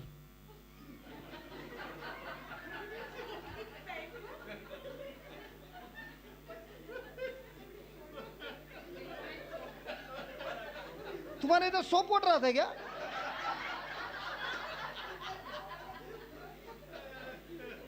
Okay, your house, there was coconut tree?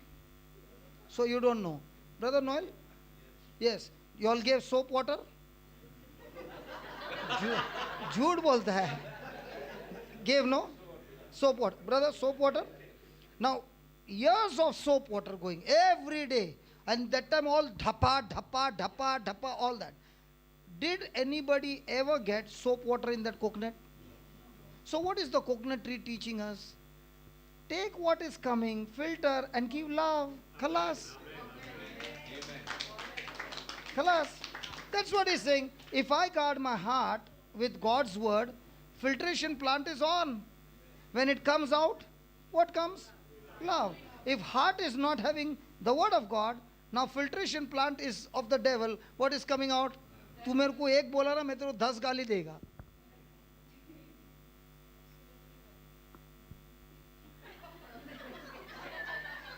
Of all the examples, only this was right.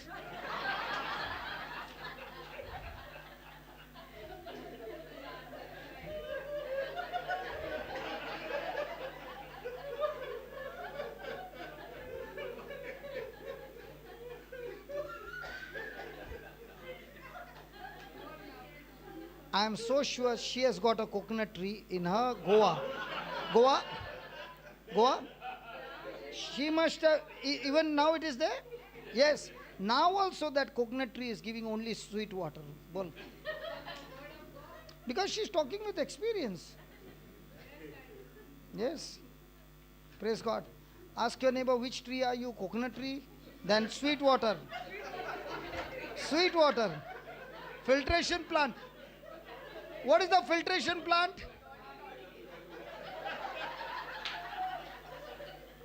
All laughing. But everybody knows when the coconut is cut, what is coming out? सब बोल रहे थे ना, सब coconut trees are giving toddies.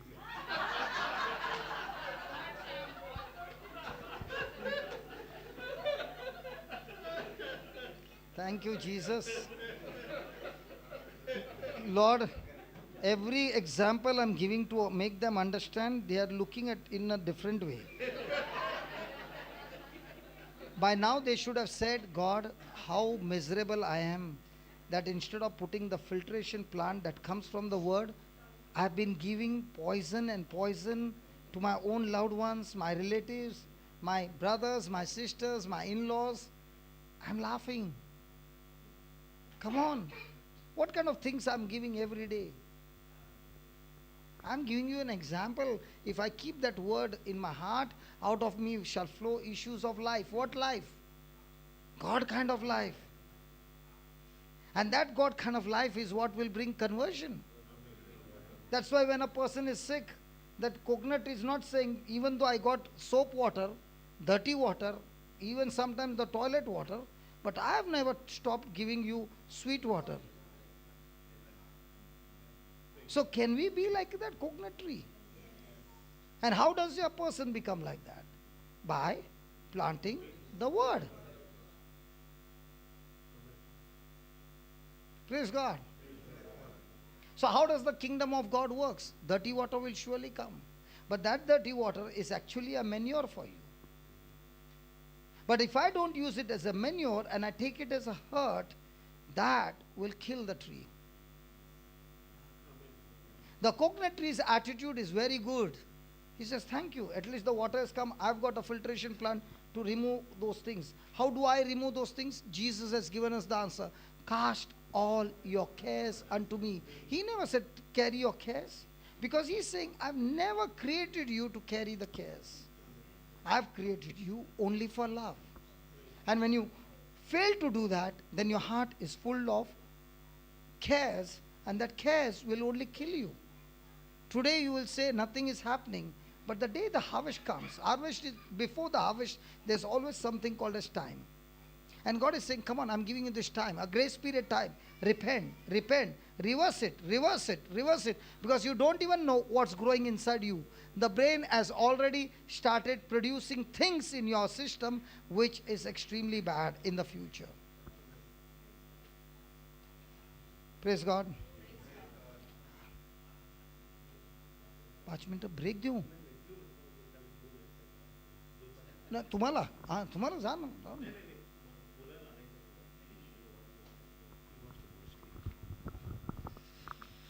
Praise the Lord. Oh my God, full house. Praise God. We just take a 5-minute this thing. A small little baby is celebrating his birthday today, and he will go to sleep. That's why I'm just interrupting for 5 minutes. And brother wants to. Brother should. Go to the toilet. brother will pray over him. Please pray heaven. Come, bring the cake also, brother. You sit this side.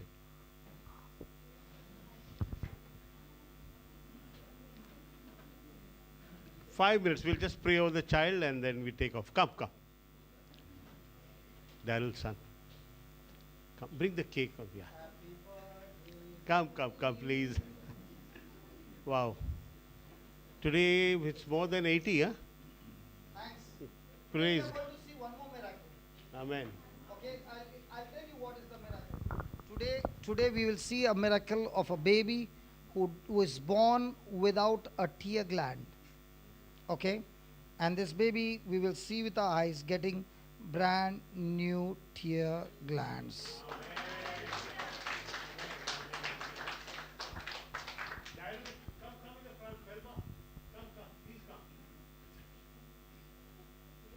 Come, you also come. You also come. Oh yeah.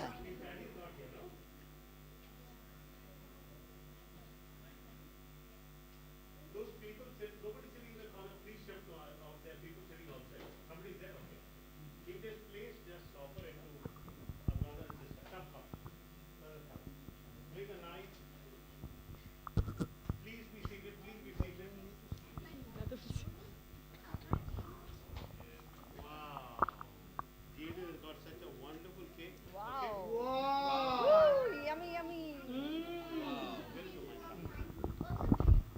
Okay. All right. Jaden is celebrating his sixth birthday. Okay. And our brother Daryl, everybody knows? The miracle boy? Yes. He will be celebrating his birthday on the 26th, right? 27th, one day before. And this is his beautiful wife. And where is your mother? Where are you, Flavia? Come here. Why are you hiding there? Okay. This is a beautiful family, and God has worked miracles after miracles. Brother has been there, literally, and brother has been giving you the word of God, right? All the time. And Look at him, he's become like a he-man. in that what? He's become solid. Can anyone believe that he was down with cancer? And not just cancer, bone marrow cancer, right? Yeah. And how long was that? 1 year. So it was a battle of 1 year, and in 1 year, feeding their heart with the word of God. You know, these people, when you see, they look so mild and all that. But the ones who have won the battle, they have got God's title, which no man can give. And that title is telling the devil, you had come to attack this family. They have turned it around and they are overcomers. No, and Daryl, I remember we were literally, the whole prayer group was with him, following him up, even in Delhi, right? Delhi. And he used to bleed. And sometimes Felba, the mother, she used to be like panicky. What is happening? What is not happening? Not Felba. Felba is here. Sorry. Flavia. And I remember she making me cross that road. That's a dangerous road. No. And I praise. can never forget that road crossing. But for the son's sake, she was ready to take any kind of road crossing. Believe me. Praise God. I think nothing else. But I think we should understand one thing. Their faith in God paid off. And that is what it happened. They're victorious today. Praise God. We are celebrating birthday, all right? Brother, let's pray over. Loving Father, we thank you, first of all, this family that has experienced your glory, and they got the best of the best teaching, Lord, what I'm talking about in the midst of trials. In the midst of trials, O Holy Spirit, you not only taught them, but you gave them practical instructions and showed them your glory, because they made a desire and they made it to plant your seed in their heart. Lord, all that we are studying today is your medicine for any kind of sickness and disease. And what they went through has made them better, stronger, and more anointed than before. And we thank you, Lord, that Jaden is being raised up in an atmosphere now where the Word of God is a foundation of their life. Thank you, Lord, that Jaden is receiving at this young age the practical, anointed word from his own parents and grandma, trained, prepared for a higher weight of glory. So, Father, we bless Jaden celebrating his birthday and all the children around the world. Lord, today being Jaden's birthday, he always will long for Mama and Papa's gifts. But Father God, you are the Father who has given this child to this family as a gift. Father, we pray for your spiritual blessings which you have already blessed Jaden in his life to be manifested, the charisms, the gifts that he needs to fulfill his purpose on this planet Earth. Lord, even at this tender age, we speak that he will discover his assignment on this planet Earth. Lord, we pray for an academic anointing upon him that he is excellent. He is the top and not the bottom, the head and not the tail, in everything that he does of your kingdom, O Lord. Father, we thank you that he is victorious, he is an overcomer, and faith residing in him is growing more and more through the word that is being preached at home with lifestyle action. Father, we bless him with a long, healthy, anointed, purposeful life. Nothing broken, nothing missing in his life. That he will finish the race like St. Paul. Yes, Lord. We thank you, we praise you in the glorious name of Jesus. And all God's people said, the prophet Jaden. He's ready to cut the cake. Here, come on. This is called my brother.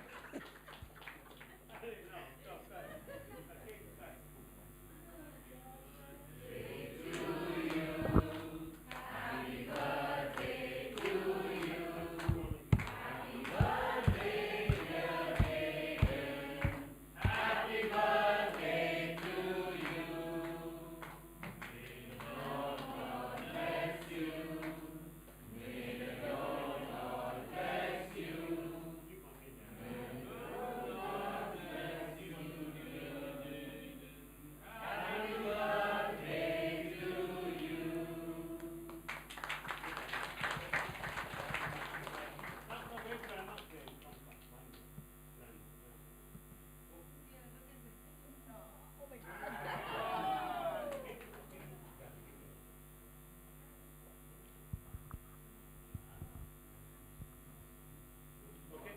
All of you be patient. Now we'll get the remaining outside, okay? Or everybody will be looking out for the preaching. Everybody's mouth will be open like that. You know? Praise God.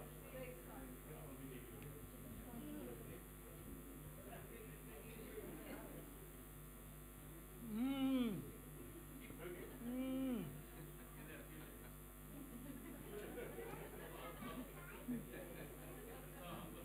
वो कैसे बोले अपना दिन है ना अपना है चलो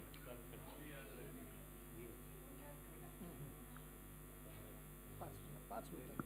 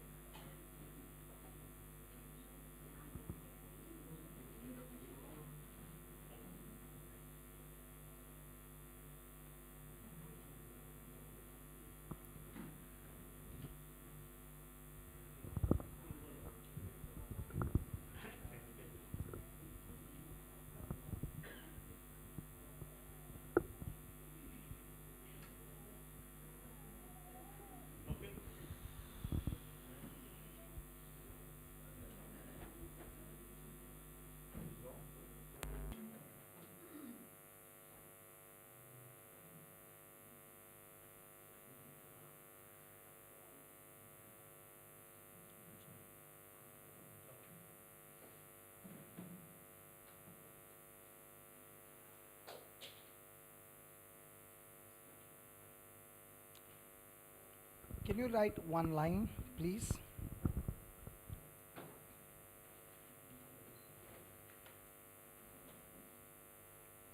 Seeds enters our hearts.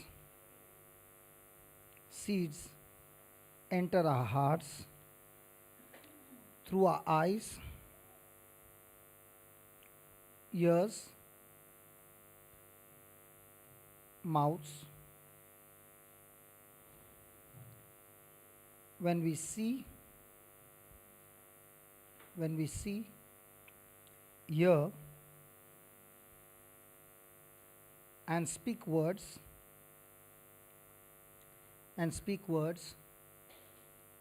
which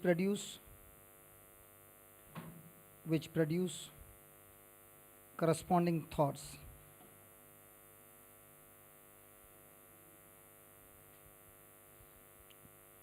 God instructs us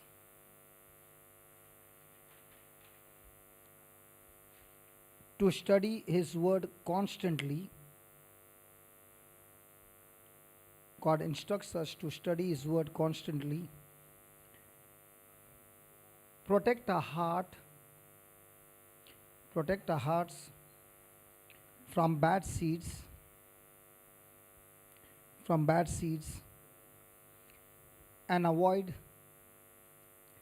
and avoid speaking negative words. and avoid speaking negative words. Proverbs 4:20 to 24.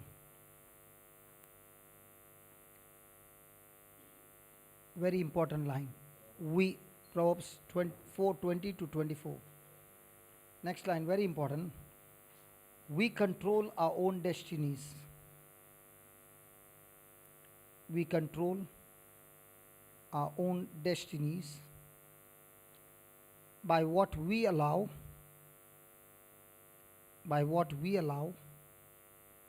to enter our hearts, by what we allow to enter our hearts through our mouths, ears, and eyes. Through our mouths, ears, and eyes. We can determine our future. We can determine our future by planting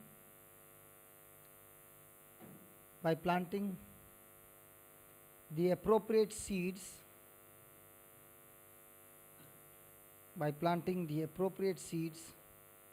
starting today.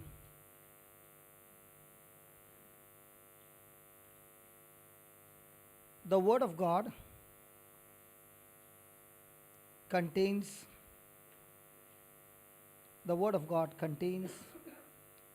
every type of seed that anyone could ever plant, that anyone could ever want to plant, in his or her heart,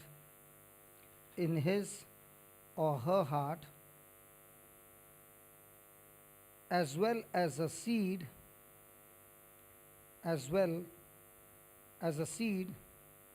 that will change every type of negative circumstance.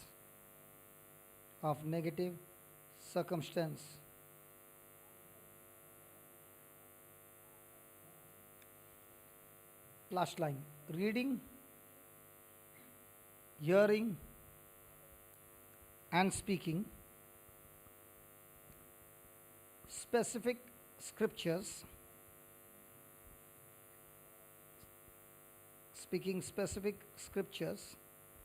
that relate to your circumstances,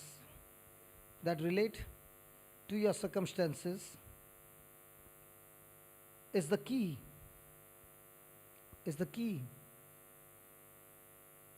to receive the things that you desire from God.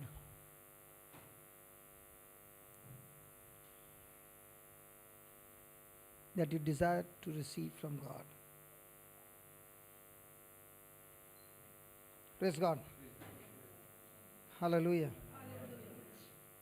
So what did you write? Seeds enter our hearts through our... So every day, when our eyes are open, our seeds getting into our hearts. So do we need to be extremely careful what kind of things my eyes are watching, because if I don't scan it, then those things enter my heart. And once they enter my heart, they start growing, and when they start growing, they will produce the harvest. So my eyes, my ears, and my mouth. Now, if I am going to use these 3 areas of my senses to engage on something that is not of the Word of God, then the seeds, communication is going on, will produce those kind of corresponding thoughts and take me into that area of decision and lead me into action, and from action into habit, into addiction, and that will turn into my character, and that character will take me to my destination. Man's future is decided by his character. That's why the truth is, my attitude decides my altitude. If my attitude is of humility, then God's word says, God exalts the humble. The humble person is the one who is all the time seeking God and his ways. So even if the world comes against you, even if the world is having everything in their favor and they are extremely powerful, but if I hold on to the word of God and humble myself, then God says, He will surely exalt me. He will surely take over the battle. But if I am not doing God's word, then I am operating in pride, and God's word says, He fights against pride. He opposes the pride. So the more and more I operate with my own system, which contradicts to God's word, actually speaking, you are going against God. And God, even though He wants to do something good in your life, He cannot do it because you're operating in pride. Praise God. Hallelujah. So every battle in a life is the devil trying to get you into pride. Now, worry is pride. Self-pity is pride. I like the way you turn to see. Because when you're worried, who is the center thing that you think? Yourself. So anything that connects to yourself is pride. Anything that connects to God and others is humility. So most of the time, the devil's job is to give you thoughts so that you can get into myself. And when you are on yourself, God cannot exalt you. He will resist you. Hallelujah. So what's my battle now? My battle is, no matter what happens, to bring my thoughts, my corresponding action to God and to be a benefit to others. When that happens and everything is coming against you, you will still find God exalting you. And you will still know that it is not you and not you, it's God who is doing it. Because if I look at my own life, believe me, I know who I am, I know what I'm qualified, I know what's my ability. I can say without a doubt that what is happening in my life and the beautiful things are happening, it is never me. Because I cannot do those things. I cannot stand for so many hours with my own strength. I cannot travel. I cannot be healthy all throughout the year. For years. I know it. Because medical science says if a person is sleeping for 3 hours and as an average, he will be burnt out. Doctors who are there in our team is saying, if you're talking every day for 14, 15 hours, every day, your vocal cords will be damaged. You are screaming all the time. I know that everything that I'm doing is against science. But at the same time, when I'm doing it with my focus on God's kingdom, it turns into supernatural glory. Praise God. You know why I'm giving this example? Not because I want to boast of myself. I'm saying the more and more you become selfless, the more and more the blessings of God, the inheritance of God comes chasing you. I was sharing with somebody and I said, how do you find, was it you? I was saying, how do you find that you are working in a company where the purchase department is doing a lot of purchases and there's no sales division? In this company, there's no sales department at all. So if there's no sales, there's no income coming, right? Only purchase department. Will the company work? That's how it's working for 20 years. No love offering. No asking money from the pulpit. Only purchase department. But at the same time, planting that seed in the heart and saying, Lord, you said this, I'm going to follow you. And for 20 years, without sales department, the company is working, and not only working, it's multiplying and growing and growing and growing. I can give you testimonies. Testimonies. If you ask me all these 5 days, brother, you're working, working. Even when the call comes at night, I pick up the call. Okay? Now, after all this, brother, what's your benefit? I'm never thinking about my benefit. I'm thinking about what God has given me. How can I plant these seeds in others? And when they plant it and they start growing, praise God. As for me, I've done my part. Now, God is my source. He has to do his part. Like yesterday also, my brother said, what time is your flight going? Correct? I can say, no, at least now give me rest, man. But they're also running to catch the flight. Why? The reason is, when you truly love God, then your love for others, especially nobody, a stranger, will be amazing good. Today, that man put me in a car, and that fellow was a driver, was in a suit and all, and I spoke to him, and I said, from where are you? From Nepal. And I said, can I pray for you? He said, yes, I've got boils on my stomach, and I've got all this pain in my stomach. I said, okay, I will say a small prayer. I finished 2 minutes prayer with him in Hindi. I said, अभी किधर दर्द हो रहा है? He's saying, मुझे तो समझ में नहीं आ रहा है, ये कौन सा चमत्कार है? Okay? Then I spoke to him, and I said, I'll give you my number. Do you have Nepalis over here? He said, plenty. I said, can you connect them to me? He said, yes. I said, your wife also has got a problem. He said, yes. I said, you send me the number. I will send you a prayer for your wife. Your wife will be happy. She will be healthy. Now, how much time did it take me to touch him? With the prayer. So when I have Zoe life, I go and solve that problem using the Zoe life. The person says, I want your Jesus. Now, hasn't heaven rejoiced when this person turned to Jesus? Yes. Praise God. So what kind of life are you living? To touch people in your office? See, don't go and try to touch somebody with words. Touch somebody with your action. And when they see the action, they are saying, hey, you are so different, man. I want to know what you do. Come, let me teach you. Come, let me talk to you. Come, let me pray for you. And this Zoe life is in everybody. But at the same time, I've got my own selfishness. And that's what stops us. Praise God. Hallelujah. So now we are going to have the session of demonstration. Praise God. There's this lady, beautiful, wonderful mother. Yesterday while having dinner, she said, I got my baby. She's 3 years old and she's born without tear gland. And when she said that, I remembered a testimony that happened. A tourist came to Goa and got into a cab. And this lady got into a cab and she came from the airport on a wheelchair. So the cab driver kept insisting, asking this lady to come for a retreat.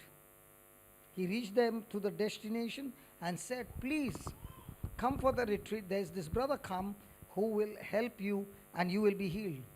He forced them. He said, you don't have to pay me. I'll take you and reach you back, but please come. So when this lady came, another couple also traveled and they came to Emerald Lawns in Goa. The retreat was going on and he said, brother, I brought them. And I said, okay, let them here. After the praying, the lady began to walk. So the family who had come, the father came and said, my daughter is born without saliva gland. She doesn't have saliva, so she cannot chew a food. Okay? So we have to make it absolutely wet, and she doesn't have a tear gland. I said, so what? Our God is a God who can create things. Amen?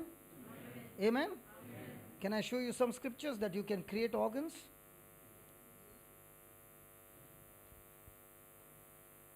Hello?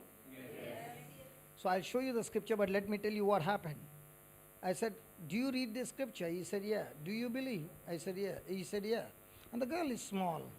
And I said, okay, Lord, it's time for glory. So we finished our prayer. And I said, you know what? She just got saliva gland. Now, if I say these words, will anybody believe? As I was saying, the girl's mouth is closed. Okay, you got to see it on the video. It's there on the YouTube. You go to JCILM and say, write down baby receiving spit gland, something like this, spit gland or something you write, you will get that video. Her mouth is closed and saliva is just pouring out of her mouth like this. You'll see it. Okay, when the father saw that, he said she doesn't have a tear gland. The next moment, her eyes are wet and a liquid is coming out of her eyes. That's my God. Now, we are not going to just say a prayer, we are going to take a seed. God's seed has got the potential to produce its harvest. So I must know which scripture in the Bible speaks about creating organs. Anybody can help me? Yes? Judy? Okay, I am not telling the number, but do you know the words? Okay, go to Hebrews 11:11. And is there anybody who's got different Bibles? I want some translation from different Bibles. All those who have got Bibles, I want you to open your Bibles, please. Hebrews 11:11. I want the translation from as many Bibles as we can get. Okay, Hebrews 11:11. Through faith, also Sarah herself received strength to conceive seed and was delivered of a child when she was past age, because she judged him faithful who had promised. Somebody else's translation, come on, quickly. Well, by faith, even though Sarah was old and barren, received the strength to conceive. Okay, strength to conceive. Somewhere else, somebody else. Receive power. Somebody else receive power to recreate, regenerate. Come on. Somebody, some translation? Anybody? Anybody having the amplified version? Can you just go and see the amplified on? There's a internet there. Okay, just see amplified. Hebrews 11:11 amplified version.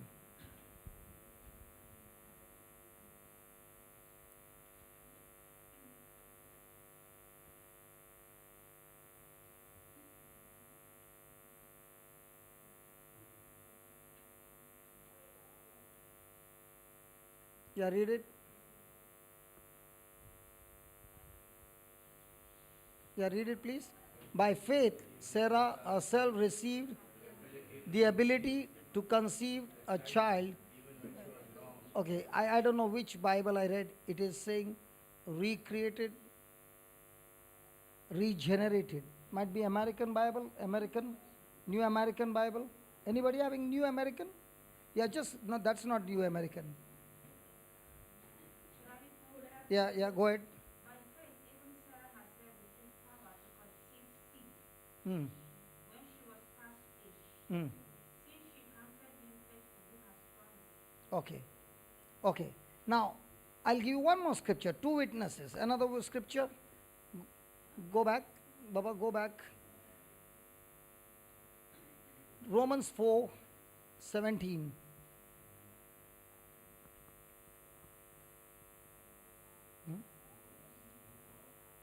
Romans 4:17.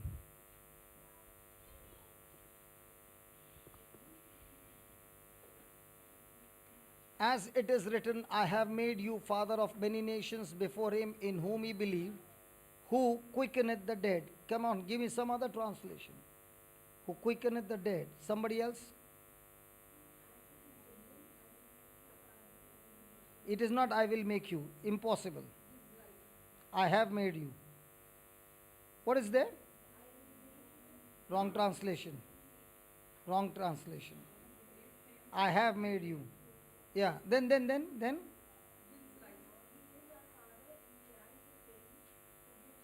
Who gives? Who gives? Is the scripture there? Now, was Abraham having the ability to become a father at that age? Was Sarah having the ability to become a mother at that age? That portion of the reproduction is already stopped. No chance. Okay? Now, when the word was given, did that word give power and recreate that organ that now the womb was ready to bring forth the child? So, can the word create, regenerate a dead organ alive? I know a testimony of a person who is in a ministry. His name is Sharjah from Colombo. His daughter, the lungs were dead about 80%. 20% the lungs were alive, and the doctor said maximum that she can survive in this 20% is about by the age of 8. He took his daughter to Germany, he took his daughter to UK and all that, but at the same time the doctor said we cannot do anything for the organ that is dead. Okay? At the same time they were already in the word, and especially this word. They began to teach the baby. 3 years later on, they went back to UK, to the same hospital. They had the test done. The reports came. The doctor called all the doctors, and they all came to look at the report, and they were all looking at the report, and they were saying, they were doing all this, and he began to ask them, what's the problem? And they said, we cannot understand. We have never seen in medical science an organ that is dead is now 100% alive. Where did you treat your baby? Are you understanding? He is a God who gives life to the dead. He calls those things that be not. He calls those things that be not as though they were. So, the doctor's report says she has no tear gland. So, God is calling those things that are not as though they were. So, I am calling those things that are not, they are not there. But God is calling those things that are not as though they are. So, let's take an example. A man was blind. Did Jesus call him the things that were there as though they are? Yes. So, did Jesus call him blind? No. He did not call him blind. He said, receive sight. What do we call a blind man? He's blind. What did Jesus call the blind man? Receive sight. Is there a difference? He saw a paralytic man. Did he call, you are suffering from paralysis, or did he say, pick up your mat and walk? So, when you believe that God is a God who gives life to the dead, now will you call what is there as though it is there? See, you got a problem that this child has got a tear gland. So when you call those things which are there, it remains.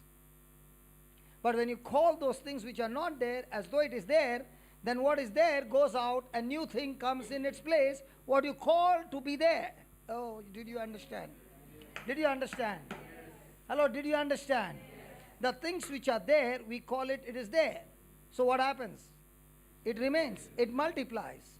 But now, those things which are there, you don't call them they are there. But those things which are not there, you're calling them they are there.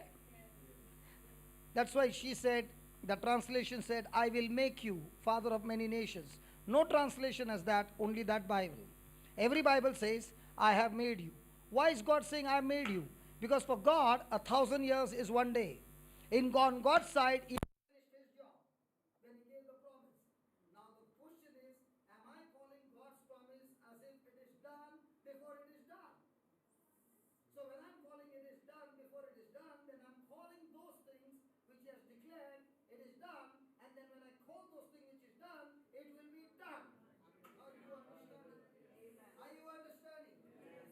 But what are we calling? Even though the Bible has called us anointed, what are we calling? Bondage. Bible is calling Christ has redeemed us from the curse. What are we calling? Cursed. Bible is calling He was made poor so that you would be made rich. What are you calling? Poor. Because whatever you're calling, that's exactly what's coming next. Because the word coming out of your mouth creates. Why does it create? Because you and I are created in the likeness and image of God, and therefore, when we speak those words, we create those things from the spiritual to the natural. So if you are opening your mouth and grumbling and speaking about your problems and troubles and creating problems, my friend, you are calling those things which are not yet come to multiply in your life. What about Abraham? When he was called a father of many nations, he had no evidence, and none of us will ever have evidence that you can become a father of nations. You can be a father of 10, 20, 30, 40, 50, but not nations. But even though he knew that he is not a father of many nations, yet because God said, he called himself father of many nations. Even when he died, he did not see, but what he called, today you can see him father of many nations.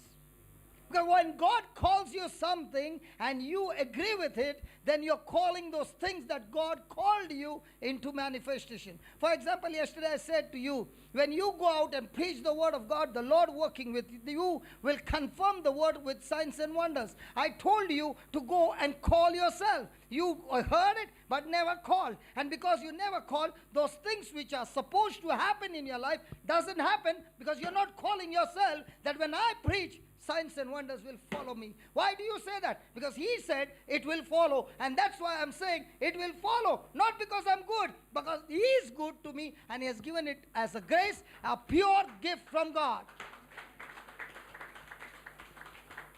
What do you call your spouse? Stupid, idiot, all those things. That's exactly how she will behave. Because you called her. What do you call your husband? Drunkard. What will he do? The same thing what you called. What do you call your child? Stupid. What do you call your child? What the teacher said. Be careful when people call you names. There's power in that word. And when the teacher cannot control the child, the teacher will say, your child is ADBC, something they say. Yeah, you all know that. And now you give him the medicine because your child is called that.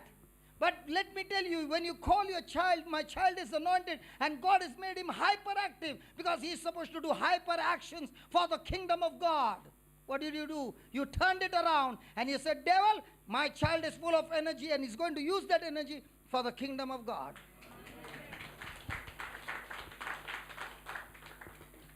This Sunday, yesterday was Sunday, right?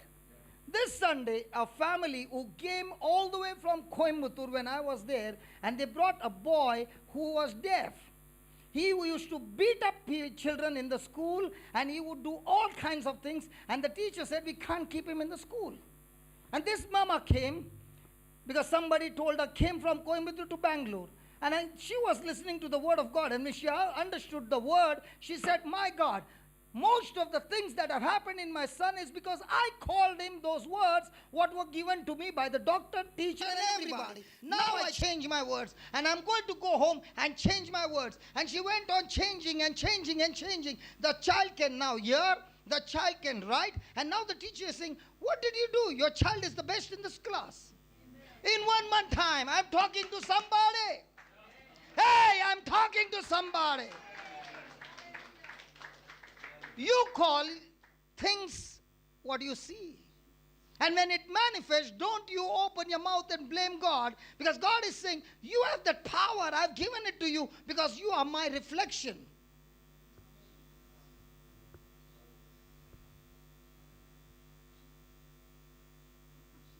It's very dangerous to call things that are troubling you, opening your mouth. Call those things.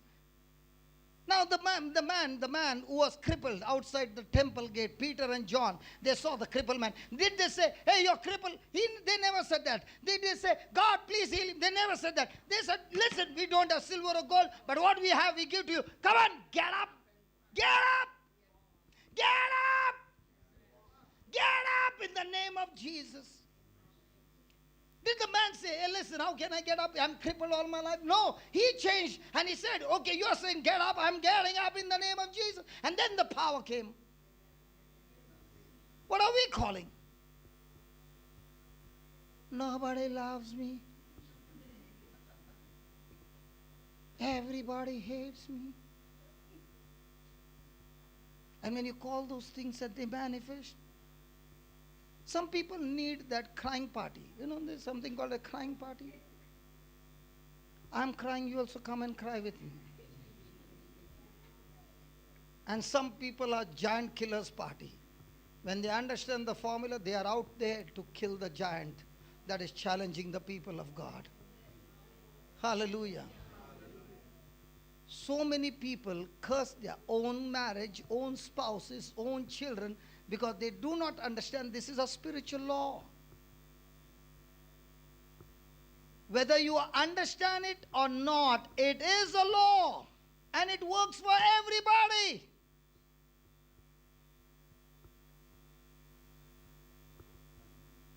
How does it look? You're praying, God, my husband is a drunkard. God, help him. He's a drunkard. He's a drunkard. He drinks every day. You are trying to give information to God that he's a drunkard because God doesn't know. God never knew he was a drunkard. That's why you're telling him, God, my husband is a drunkard. And God is saying, oh yeah, I never knew that before. Does God need your information, or does he need you to open your mouth and speak in faith what he has called you? That's why you're saying, I am the body of Christ and Satan has no power over me. What are you calling yourself? I am the body of Christ. When the prayer is there. After that, what are you calling for? You're calling, Brother Vijay, brother, pray for me, I'm diabetic. I'm arthritic. I'm tick, tick, tick. What do you call? Hey, what do you call? Because what you're calling is going to manifest in the future. Come get the baby.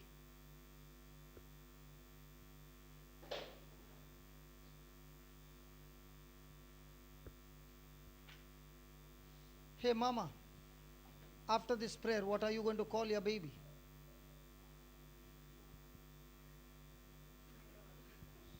Your doll, even if you call doll, the tear gland doesn't show up. It doesn't matter, you can sit down there, no problem. See, listen, after we have prayed, you have to call in the name of Jesus, my baby has got brand new tear glands. And I thank you and I praise you, Jesus. Call your children healthy. Call your children anointed.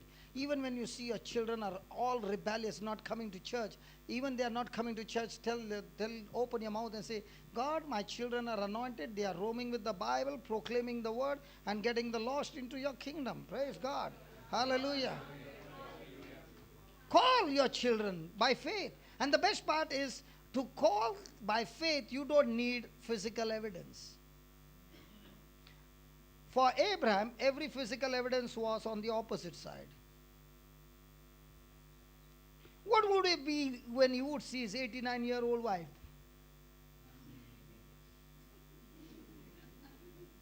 And he's calling her Sarah, Sarah.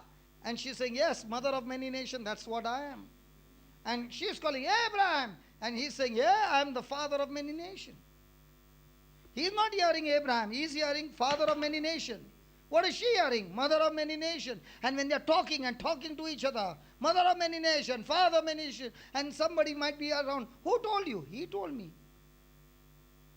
Did I give you that example of Napoleon? Napoleon one day was going early in the morning. He decided to go around. So he came to the place where all the horses were. And he got onto one of the horse. The horse rebelled, would not allow him to sit. A soldier was there. He charged towards the horse and brought it under control and caught the horse. Napoleon got onto the horse. He looked at the soldier and said, well done, Captain. What did he say? Well done, Captain.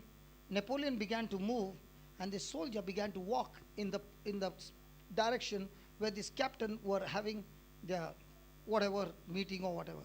And as he entered in, one of the captains said, soldier, I think you don't know where you are. And he said, I know, sir. I am in the right place. He said, what? He looked at the uniform and said, what? And he said, who told you? He said, he told me. He pointed to whom? Napoleon. What did Napoleon call him? What was his uniform? And when he took that word, he took it literally and began to move in that direction. What is the commanding officer Jesus calling you? Anointed, blessed, healthy, wealthy. And what are you calling yourself? And what you call is what you receive. So if your calling is wrong, can the harvest be right? How does it look? A farmer planted potatoes and day and night praying for tomatoes. Can it be possible? So where's the seed? Seed is in your mouth. Where's the harvest? It's going to come what you're calling yourself with confidence. Hallelujah. You can just hold up. Let's pray. Father, we thank you, we praise you. Here are two scriptures, O Lord, that gives us an assurance.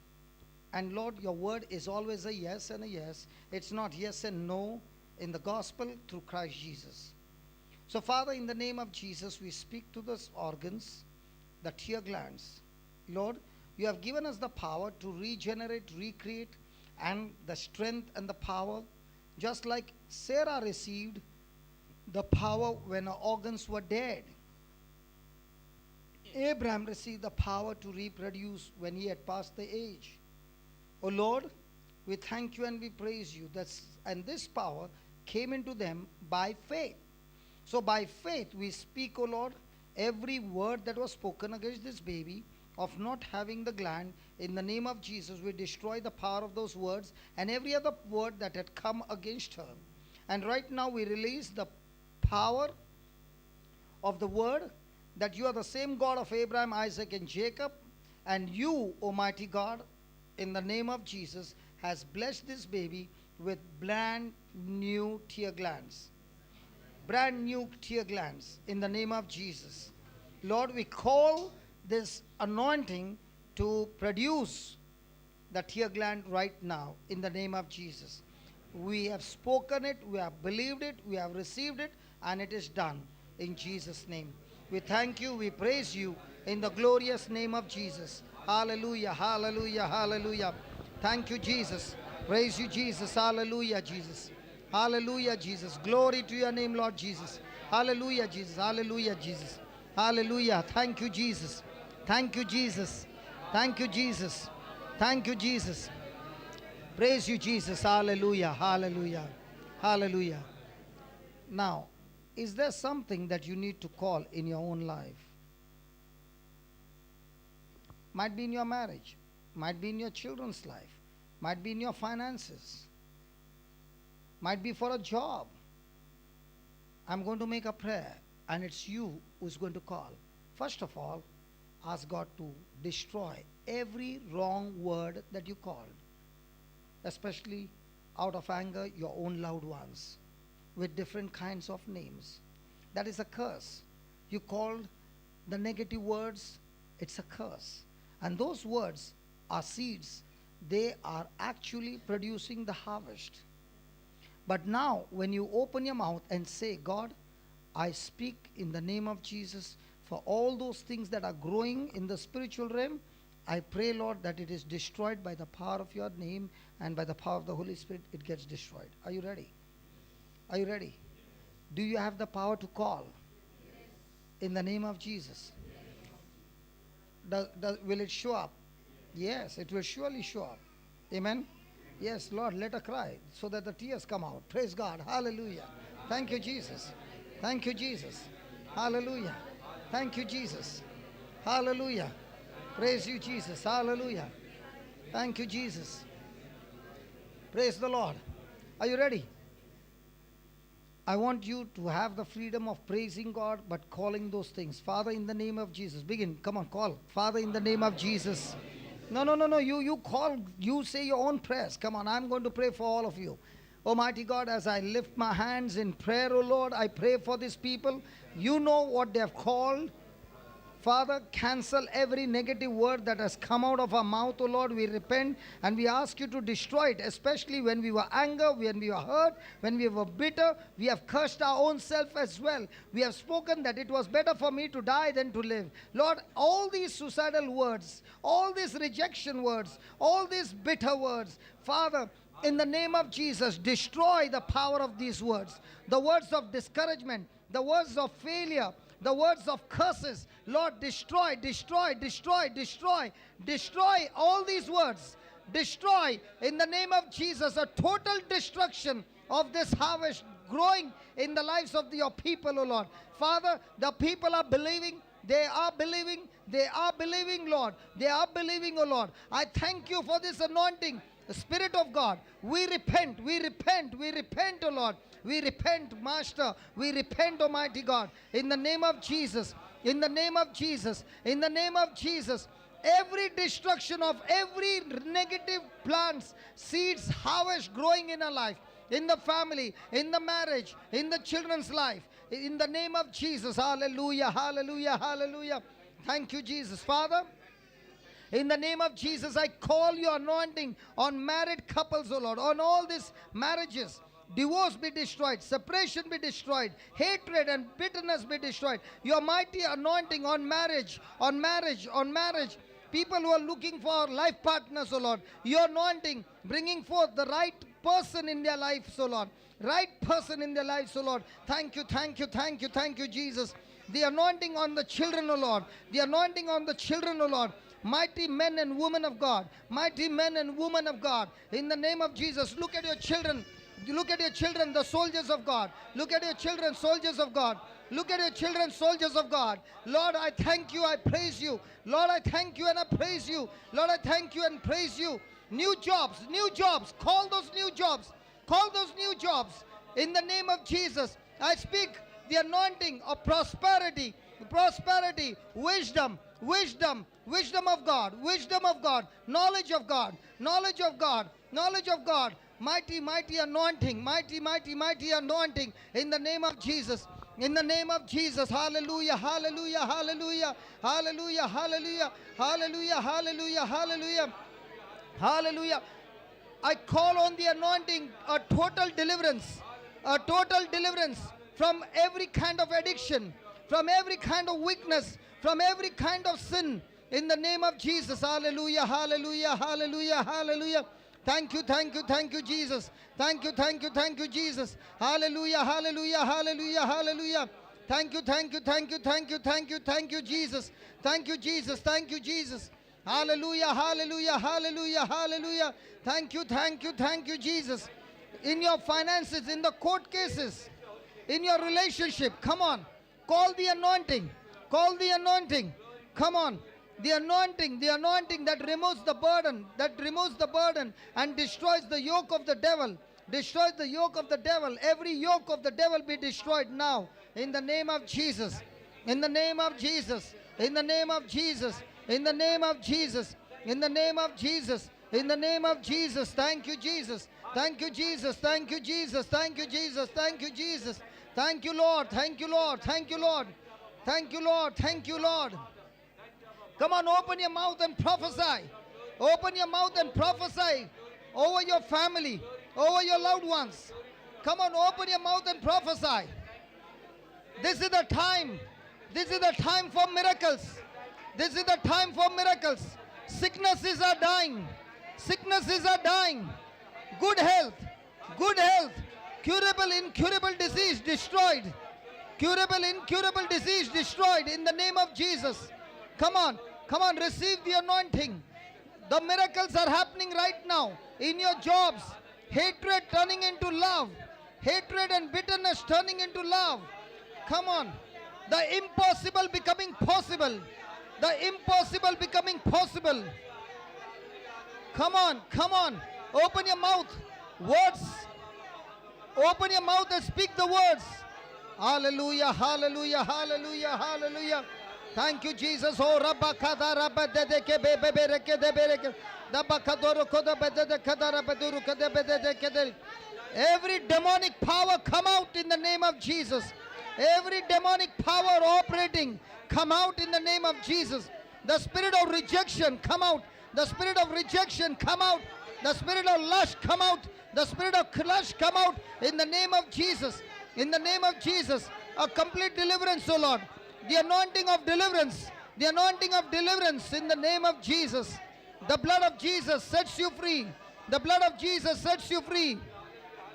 Rabakada rakabada da bada de kebebe kede de bebe. Rabakada rakababa da rakada barekada rakababa de kebe. Dabakada rakada bebe bebe kada rakada rakada lakada lele. Arakabada rukoda rekada rakada barekada lakada bede rekada. Abarakado da bede de kada rakada lakabado rukoda rekada. Rabada de bede de kada de bekada rakada rakada barekada. This is the time for miracles, creative miracles. I speak for creative miracles, financial miracles in your work, in your business, new opportunities, new encouragement. Every spirit of discouragement, every spirit of curse, every spirit of failure, cancelled, destroyed from your life. Hallelujah. Thank you, Jesus. Thank you, Jesus. Thank you, Jesus. Thank you, Jesus. Thank you, Jesus. You are anointed, my friend. You are a prophet, prophetess of God. Come on, you are anointed. You are anointed. You are anointed. Your tongue is anointed. Your ears are anointed to hear the voice of God.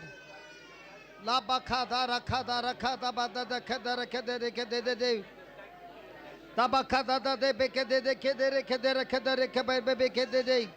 Dabakada rokodere kebebe kodere kedere kedere kedere kedele. Abada rakada rakabedo do kodebe bebe kede bebe kede de ke.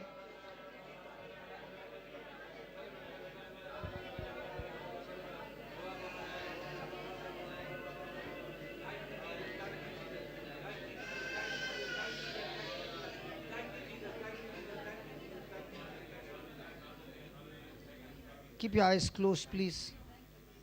Keep your eyes closed. Now, with your eyes of faith, look at yourself totally healed. With your eyes of faith, look at your miracles happening. And softly talk to Jesus and tell him, thank you, Lord. All that I was worried with, those things have been destroyed. The stronghold in my mind, oppression, depression, fear has been destroyed. Your anointing, O Lord, has set me free. Spirit of God, I have got conceived with new miracles. I have got conceived in my spiritual womb a new vision in the kingdom of God. New opportunities of jobs, new opportunities of jobs, financial blessings being supernaturally paid off, debt cancellation, unexpected, beyond imagination, the breakthroughs. Look at yourself, you have received your breakthrough. Tell yourself, I've come out of my problem. Talk to yourself, I've come out of my problem. I've come out of my problem. I've come out of my addiction. I've come out of my addiction. I've come out of my bad habits. I've come out of every evil. I've come out of my weaknesses.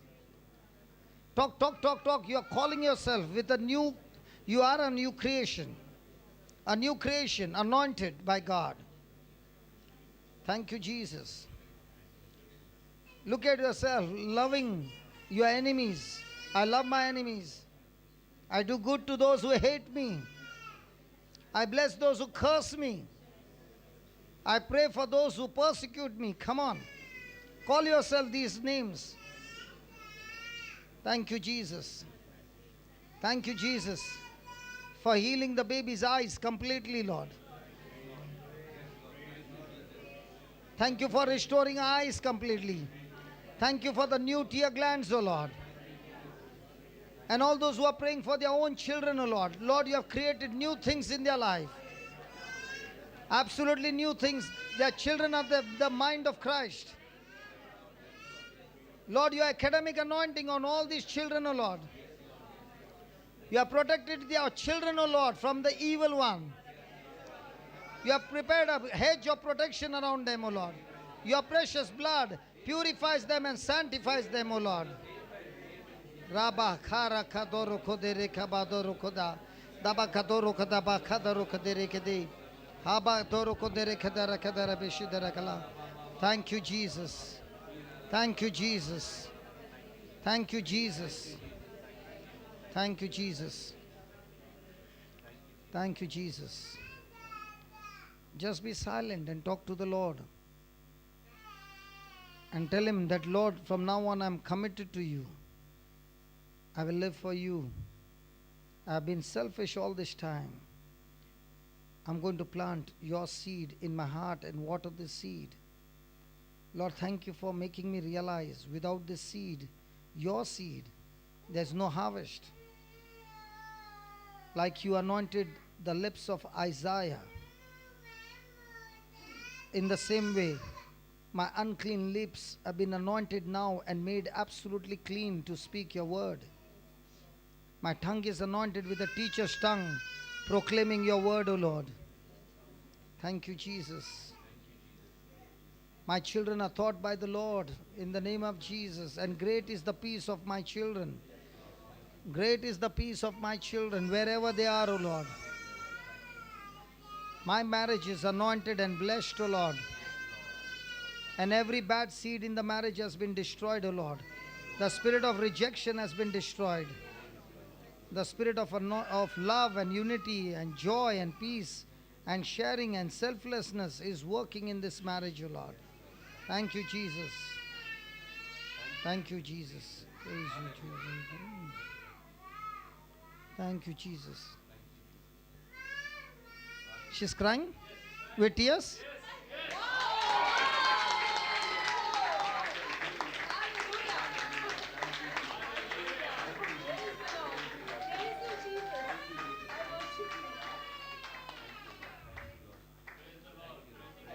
Our God is a great God.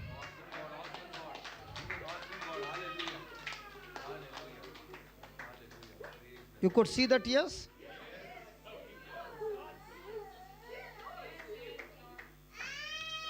Get the camera and take the tears, brother, please.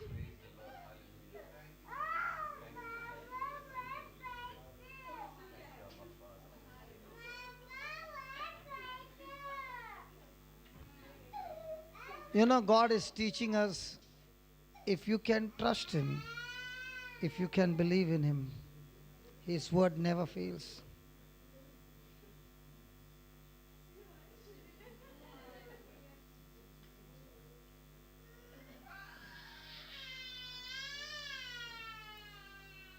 Can you just close your eyes and pray and thank God not only for this miracle but believe in your miracle?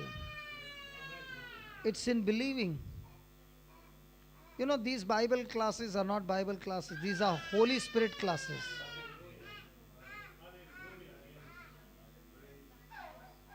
And I want to tell you, you know, sometimes God allows some things to happen. When Brother Vijay stopped the class and said, let's have a birthday celebration, I'll tell you, it looks extremely foolish. Okay? But what I saw is his love for these children. Okay? And the continued. But how many of you saw after that break, the anointing just changed and I just could not control?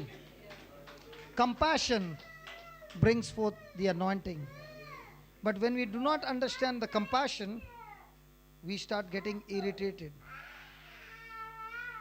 And even I said, God, He put a stop to this anointing. What touched me was, He picked up the candle from there and He said, Baba, wait. He put the candle there and He said, blow the candle. I said, God, this man can think so much for the child, and I, like a stupid fellow, is thinking something else. Okay? I just asked God, forgive me. This brother has got love for the child, and I've got love for the word that these people get. So I said, Lord, forgive me. After that, you saw what happened. Things that happen irritate us because we have our own agenda. And God says, can you be joyful even in that? Then you will see my anointing. This miracle did not happen just like that. It was a test for me. It was a test for me.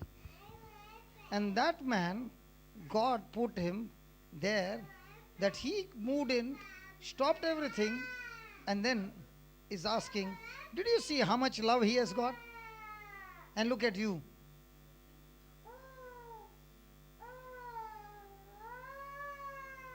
I'll tell you, after that, I could not control myself. I was screaming, I was banging.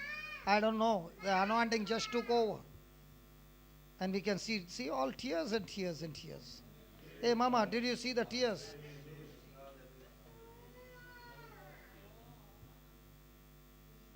Thanks, Richard, for giving me that news. I love you.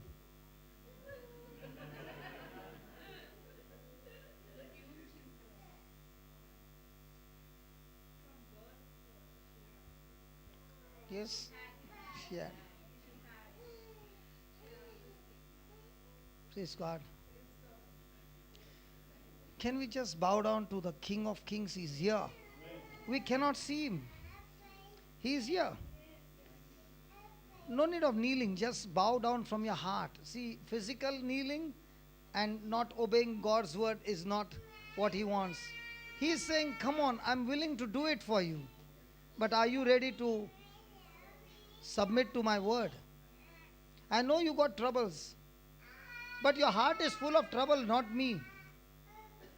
If you can just replace your heart with me and fill my word in your heart, I will show you amazing things what your eyes have not seen, what your ears have not heard, what has not even entered your heart. Those things are prepared for you. So can we tell the Lord, Lord, please forgive me for my selfishness, and I want to be committed to you. If you are saying, God, I bless me, he is asking you, I will bless you. What will you do with the blessing? Because if you are selfish and I bless you, you will amplify more trouble in your life. Because blessing is an amplifier. And if you are selfish, your selfishness will grow so much that that very blessing which was supposed to bring good things, now you will multiply selfishness that will take you into a disaster. God gave the Israelites gold and silver when they came out of Egypt. They were millionaires. But when they did not know the purpose, they went and built a golden calf. In the same way, you are saying, God bless me. He's saying, I have already blessed you. But it's not manifesting, because when it manifests, it will amplify your selfishness. So make a commitment and tell the Lord, Lord, I'm here to destroy. Please destroy every selfishness in me. And let me be committed to you, that I want to serve you with the right attitude, an attitude of love. Father, bless this baby, Lord. Let her not cry anymore. Lord, you have shown us the evidence. You have shown us the evidence that with the tears, we saw those tears, Lord. And you are showing us that when the word is planted, the right word, it goes and produces the organ which was not there. Lord, how much more you want to show us your glory, and yet we walk in unbelief.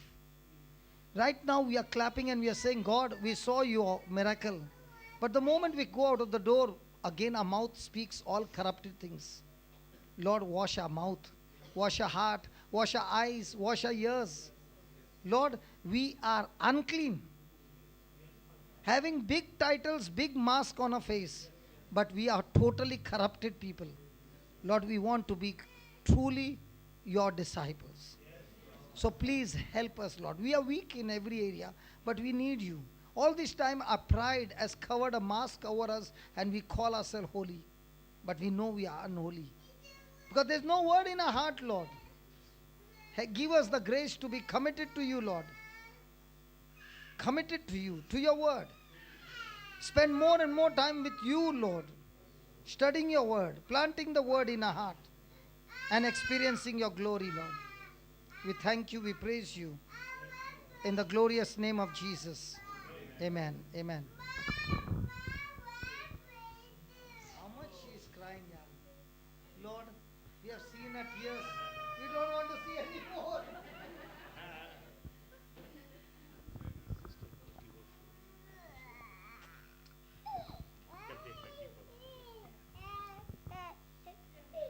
Praise the Lord. What did brother say? I irritated him, right? Yes or no? I'm going to irritate him again. Okay? I'm talking about a love story, all right? There is a Catholic boy and a Hindu girl, right? They fall in love. They know each other for 5 years. Okay? And then the girl wants to get married to the Catholic boy. Okay? Now, these people have come all the way from Abu Dhabi just asking for help that they should get married in the Catholic Church.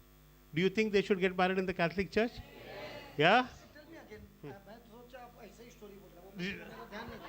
There you go. I want to pray. I want to pray. And then you see, when he gives the word, he says, "You people, where are you dreaming? Huh? Who's dreaming now?" Because what happens, his story can twist in any direction. How many of you believe? So I'm all the time scanning his stories because his stories can. His stories are different. What Okay. did he send? Something? Okay. So what has happened is. सवेरे क्या भेजा था आपने? Okay, we will finish this. I'm going to. No, tell me, I'm tell going me. to. I'm not Okay, okay, joking. okay. Tell me again. See, what has happened is, somebody has given my number and my name, and the boy is a Catholic, the girl is a Hindu, and the girl and boy courted each other for 5 years, right from college days. Both are working in Abu Dhabi, and she wants to become a Catholic. Okay? So, I think they approached a priest, things didn't work out, so they said, "You go to this man, he will work it out for you." So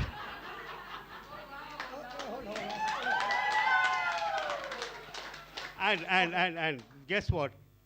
I was sitting in the other room talking to them and all that.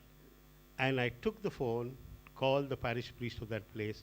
I said, "I'm sending them on Thursday, let the catechism begin for the child, and they should be married in the Catholic Church." And he said, "Yes." This again is the power of the Holy Spirit, okay? Nothing like we both are. Please say it. See, baby, is the baby going to become Christian? Yes, yes, yes. Okay. Come forward. Let everybody see you. Clinton, come. Okay. This is the couple, okay? Give them a big round of applause.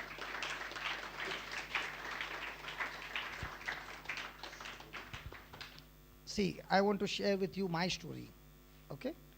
I was born in a Catholic family and I was in love with a girl and she was also born in a Catholic family. So where was the problem? The problem was that she was Catholic and I was Catholic by a certificate, but never a Catholic from a heart and mind. In other words, I was a Catholic because by birth, by default, I was a Catholic. But every work was that I did was of the devil for 33 years. Okay? So, in spite of me getting married and all that, every fruit was not what is mentioned in the Bible. It was of the devil. So, there are two things why a person wants to get married to a Catholic boy. One, I want to get married because I love him. Correct? If that is the reason you become Catholic, after the marriage, ding dong ho jayega. Why? Because you are coming with your this thing and he is coming with yours. It's not going to match. Before marriage, you ask anybody married here? Honeymoon time, how it was? Splendor. Praise God. After the honeymoon,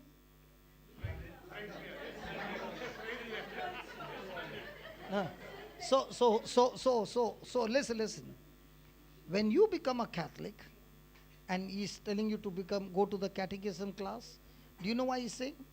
Because there you will be taught how to die to your selfishness.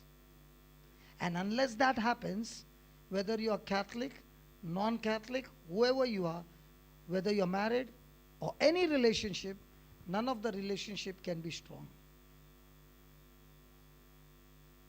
Every relationship, there has to be a death to selfishness. If you hear anybody giving a testimony, happily married for 50 years, it is all lies. Because before it reached 50 years, there were so many times when hearts were broken. And in that 50 years, they learned to die to self. And it is only dying to self that both of them changed, and now their hearts have become strong. And what is the love because of dying at the age 50 years is nothing compared to when they were in love. Because what they were in love, it was all human love. By the time they reached there, they learned that human love did not satisfy them. It only irritated. It was when they tasted agape love of dying to oneself, relationship became so beautiful, so strong, that now each one is living for the other. Is it right? Come on, is it right? So when he's sending you to that class, it's not only for you. This person also is born Catholic. Okay? I'm not saying that. How will you know whether a person is a Catholic by certificate? I'll tell you how. Jesus said, you will never know a person because he's got a big cross. See, he's got a big cross. Okay? That he's a Christian. People will never know that he's a Christian because he has got a tattoo. This was when I was in school. Okay? All these are external. They doesn't say that you're a Christian. A Christian is a person whom you can know only by the fruit. And what is that fruit? Love, forgiveness, joy, peaceful. How much dirham you give him? I'm asking you. Nothing. Then why should he interfere in your this thing? Because that is called as love. Okay? That comes fruit after lots and lots of training. So of all that you are producing, produce only one thing: love and forgiveness. Then all these generations which are going to come now, excellent. But if that is not there, all those who are coming by the time 15 years, why I'm saying? Because I walked out of my father's house. Even though father, mother, everybody were good, but I was a crook. Why? Because I did not have this. Even when this was given, I did not pay attention. Then when I lost everything, then I realized that this is the real truth. Today, day and night, I only teach this. I also never thought that this would be my life. So if you want to be a Christian, don't be a Christian because you love him. Be a Christian because he loved you, he died for you, and gave his life so that you can live and no longer go to hell, but go to heaven to be with you. Okay? So can I pray? That's why I brought them. Please. But he started his catechism class either. Okay, all of you sitting down, stretch out your hands towards them, okay? Come. Loving Father, we thank you that you brought such lovely children to this place. Lord, we not only pray for this baby to become a Christian as a certificate, but we pray that both of them experience your love, Jesus. We pray for our parents who must be going through so much of pain and sorrow. There might be so much opposition or not, I don't know. But whatever is there, Lord, I pray that love takes over both the families. Jesus, you never came to make a religion, but you came to teach us love. No matter what, to love. And Father, in a very special way, we surrender them to you, asking one thing from you, that their spiritual eyes be open, their spiritual ears be open, their heart be open to your spirit, and your seed be planted in their lives. That these very people will be an example in the church, that those who follow you are never put to shame. Those who follow you bring forth the fruit that lasts forever. Yes, Father, we bless them on their journey. And even when there are hurdles, O Lord, they will not be irritated but wait patiently for the breakthrough, because you, Almighty God, are going to lead them and take them to the destination that you have for them.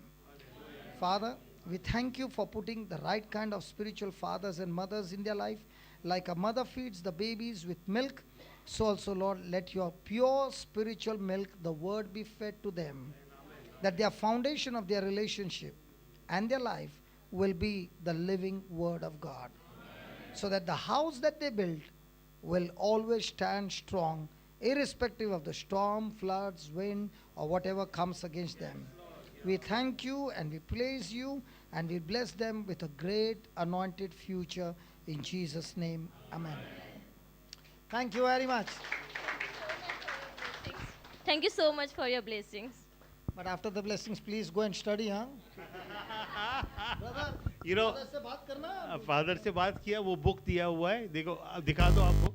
See, that book is the book, the Catechism of the Catholic Church. And this I bought 5 years ago from Bombay. It was lying inside as if it was kept for them to go. I gave it to them just now. Praise God, praise God. You have dinner, meet all these people. My brothers and sisters, I need a promise from you this evening. Today onwards, you'll keep praying for them, blessing them, okay? And the marriage, he's working for Apple and you're working for? Contracting company. Contracting companies in Musaffa. Now you know which priest I spoke to. Okay? We call each other. Now, all those who want to get married, you know where to go. One more quick one, small one. 3-4 months now, a couple has been coming over in love. The boy a non-Christian, the girl a Christian. They came, we had many sittings here. At last, we got them. This is all the work of the Holy Spirit, okay? I got hold of a Catholic priest in Shriram,pur, whom I know very well. They went there, they finished their marriage. Their wedding now in the Catholic Church is going to be on the 9th of December. I'm coming to go on 9th. Huh? And I said, I cannot come. Today, I get a ticket. They already sent a ticket, you have to come. I said, you all go ahead, I'll pray from it. No, they say I'm the godfather out there.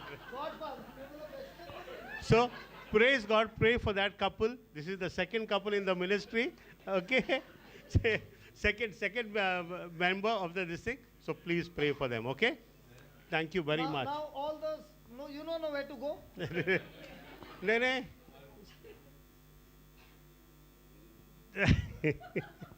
Praise God. Okay, we will have a lovely dinner, okay? And dinner is very special. Because of the birthday, we made it all the more special today. And let us enjoy the dinner. And a celebration of the miracle. On the big celebration of the miracle. Not only that, everybody's miracle. Brother. Yeah, that's what. Believe. Whatever you ask for has been done in the mighty name of Jesus. Amen. Praise God. Let's say the prayer before we have our meal. Okay? Brother Tony is one of the most loving members of our ministry. He will say the prayer here. You. Always you call him. You're just Tony. That is Tony.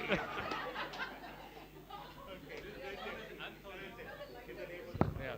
In the Father, the Son, the Holy Spirit. Amen. Lord Jesus, the food we are about to receive, we thank you from the bottom of the heart. Bless us, O Lord, in the name of Jesus. Amen. Bless us, O Lord. Receive, Lord. Jesus Christ, our Lord. Amen. In the name of the Father, Son, the Holy Spirit. Amen. Tomorrow evening would be the grand finale. Okay? Brother, what I suggest is 2 days everyone has been taking it in, correct? But a lot of you will be having a lot of questions to ask. Yes or no? About the faith, about what. Just come and shoot him with questions. Okay? That is it. So, please. Please write your questions. We Yeah. will decide which one to pick up. Okay. On and off, we just come with the questions and God will show us the right questions. Okay? Thank you. Good night. God bless. There's dinner. There's no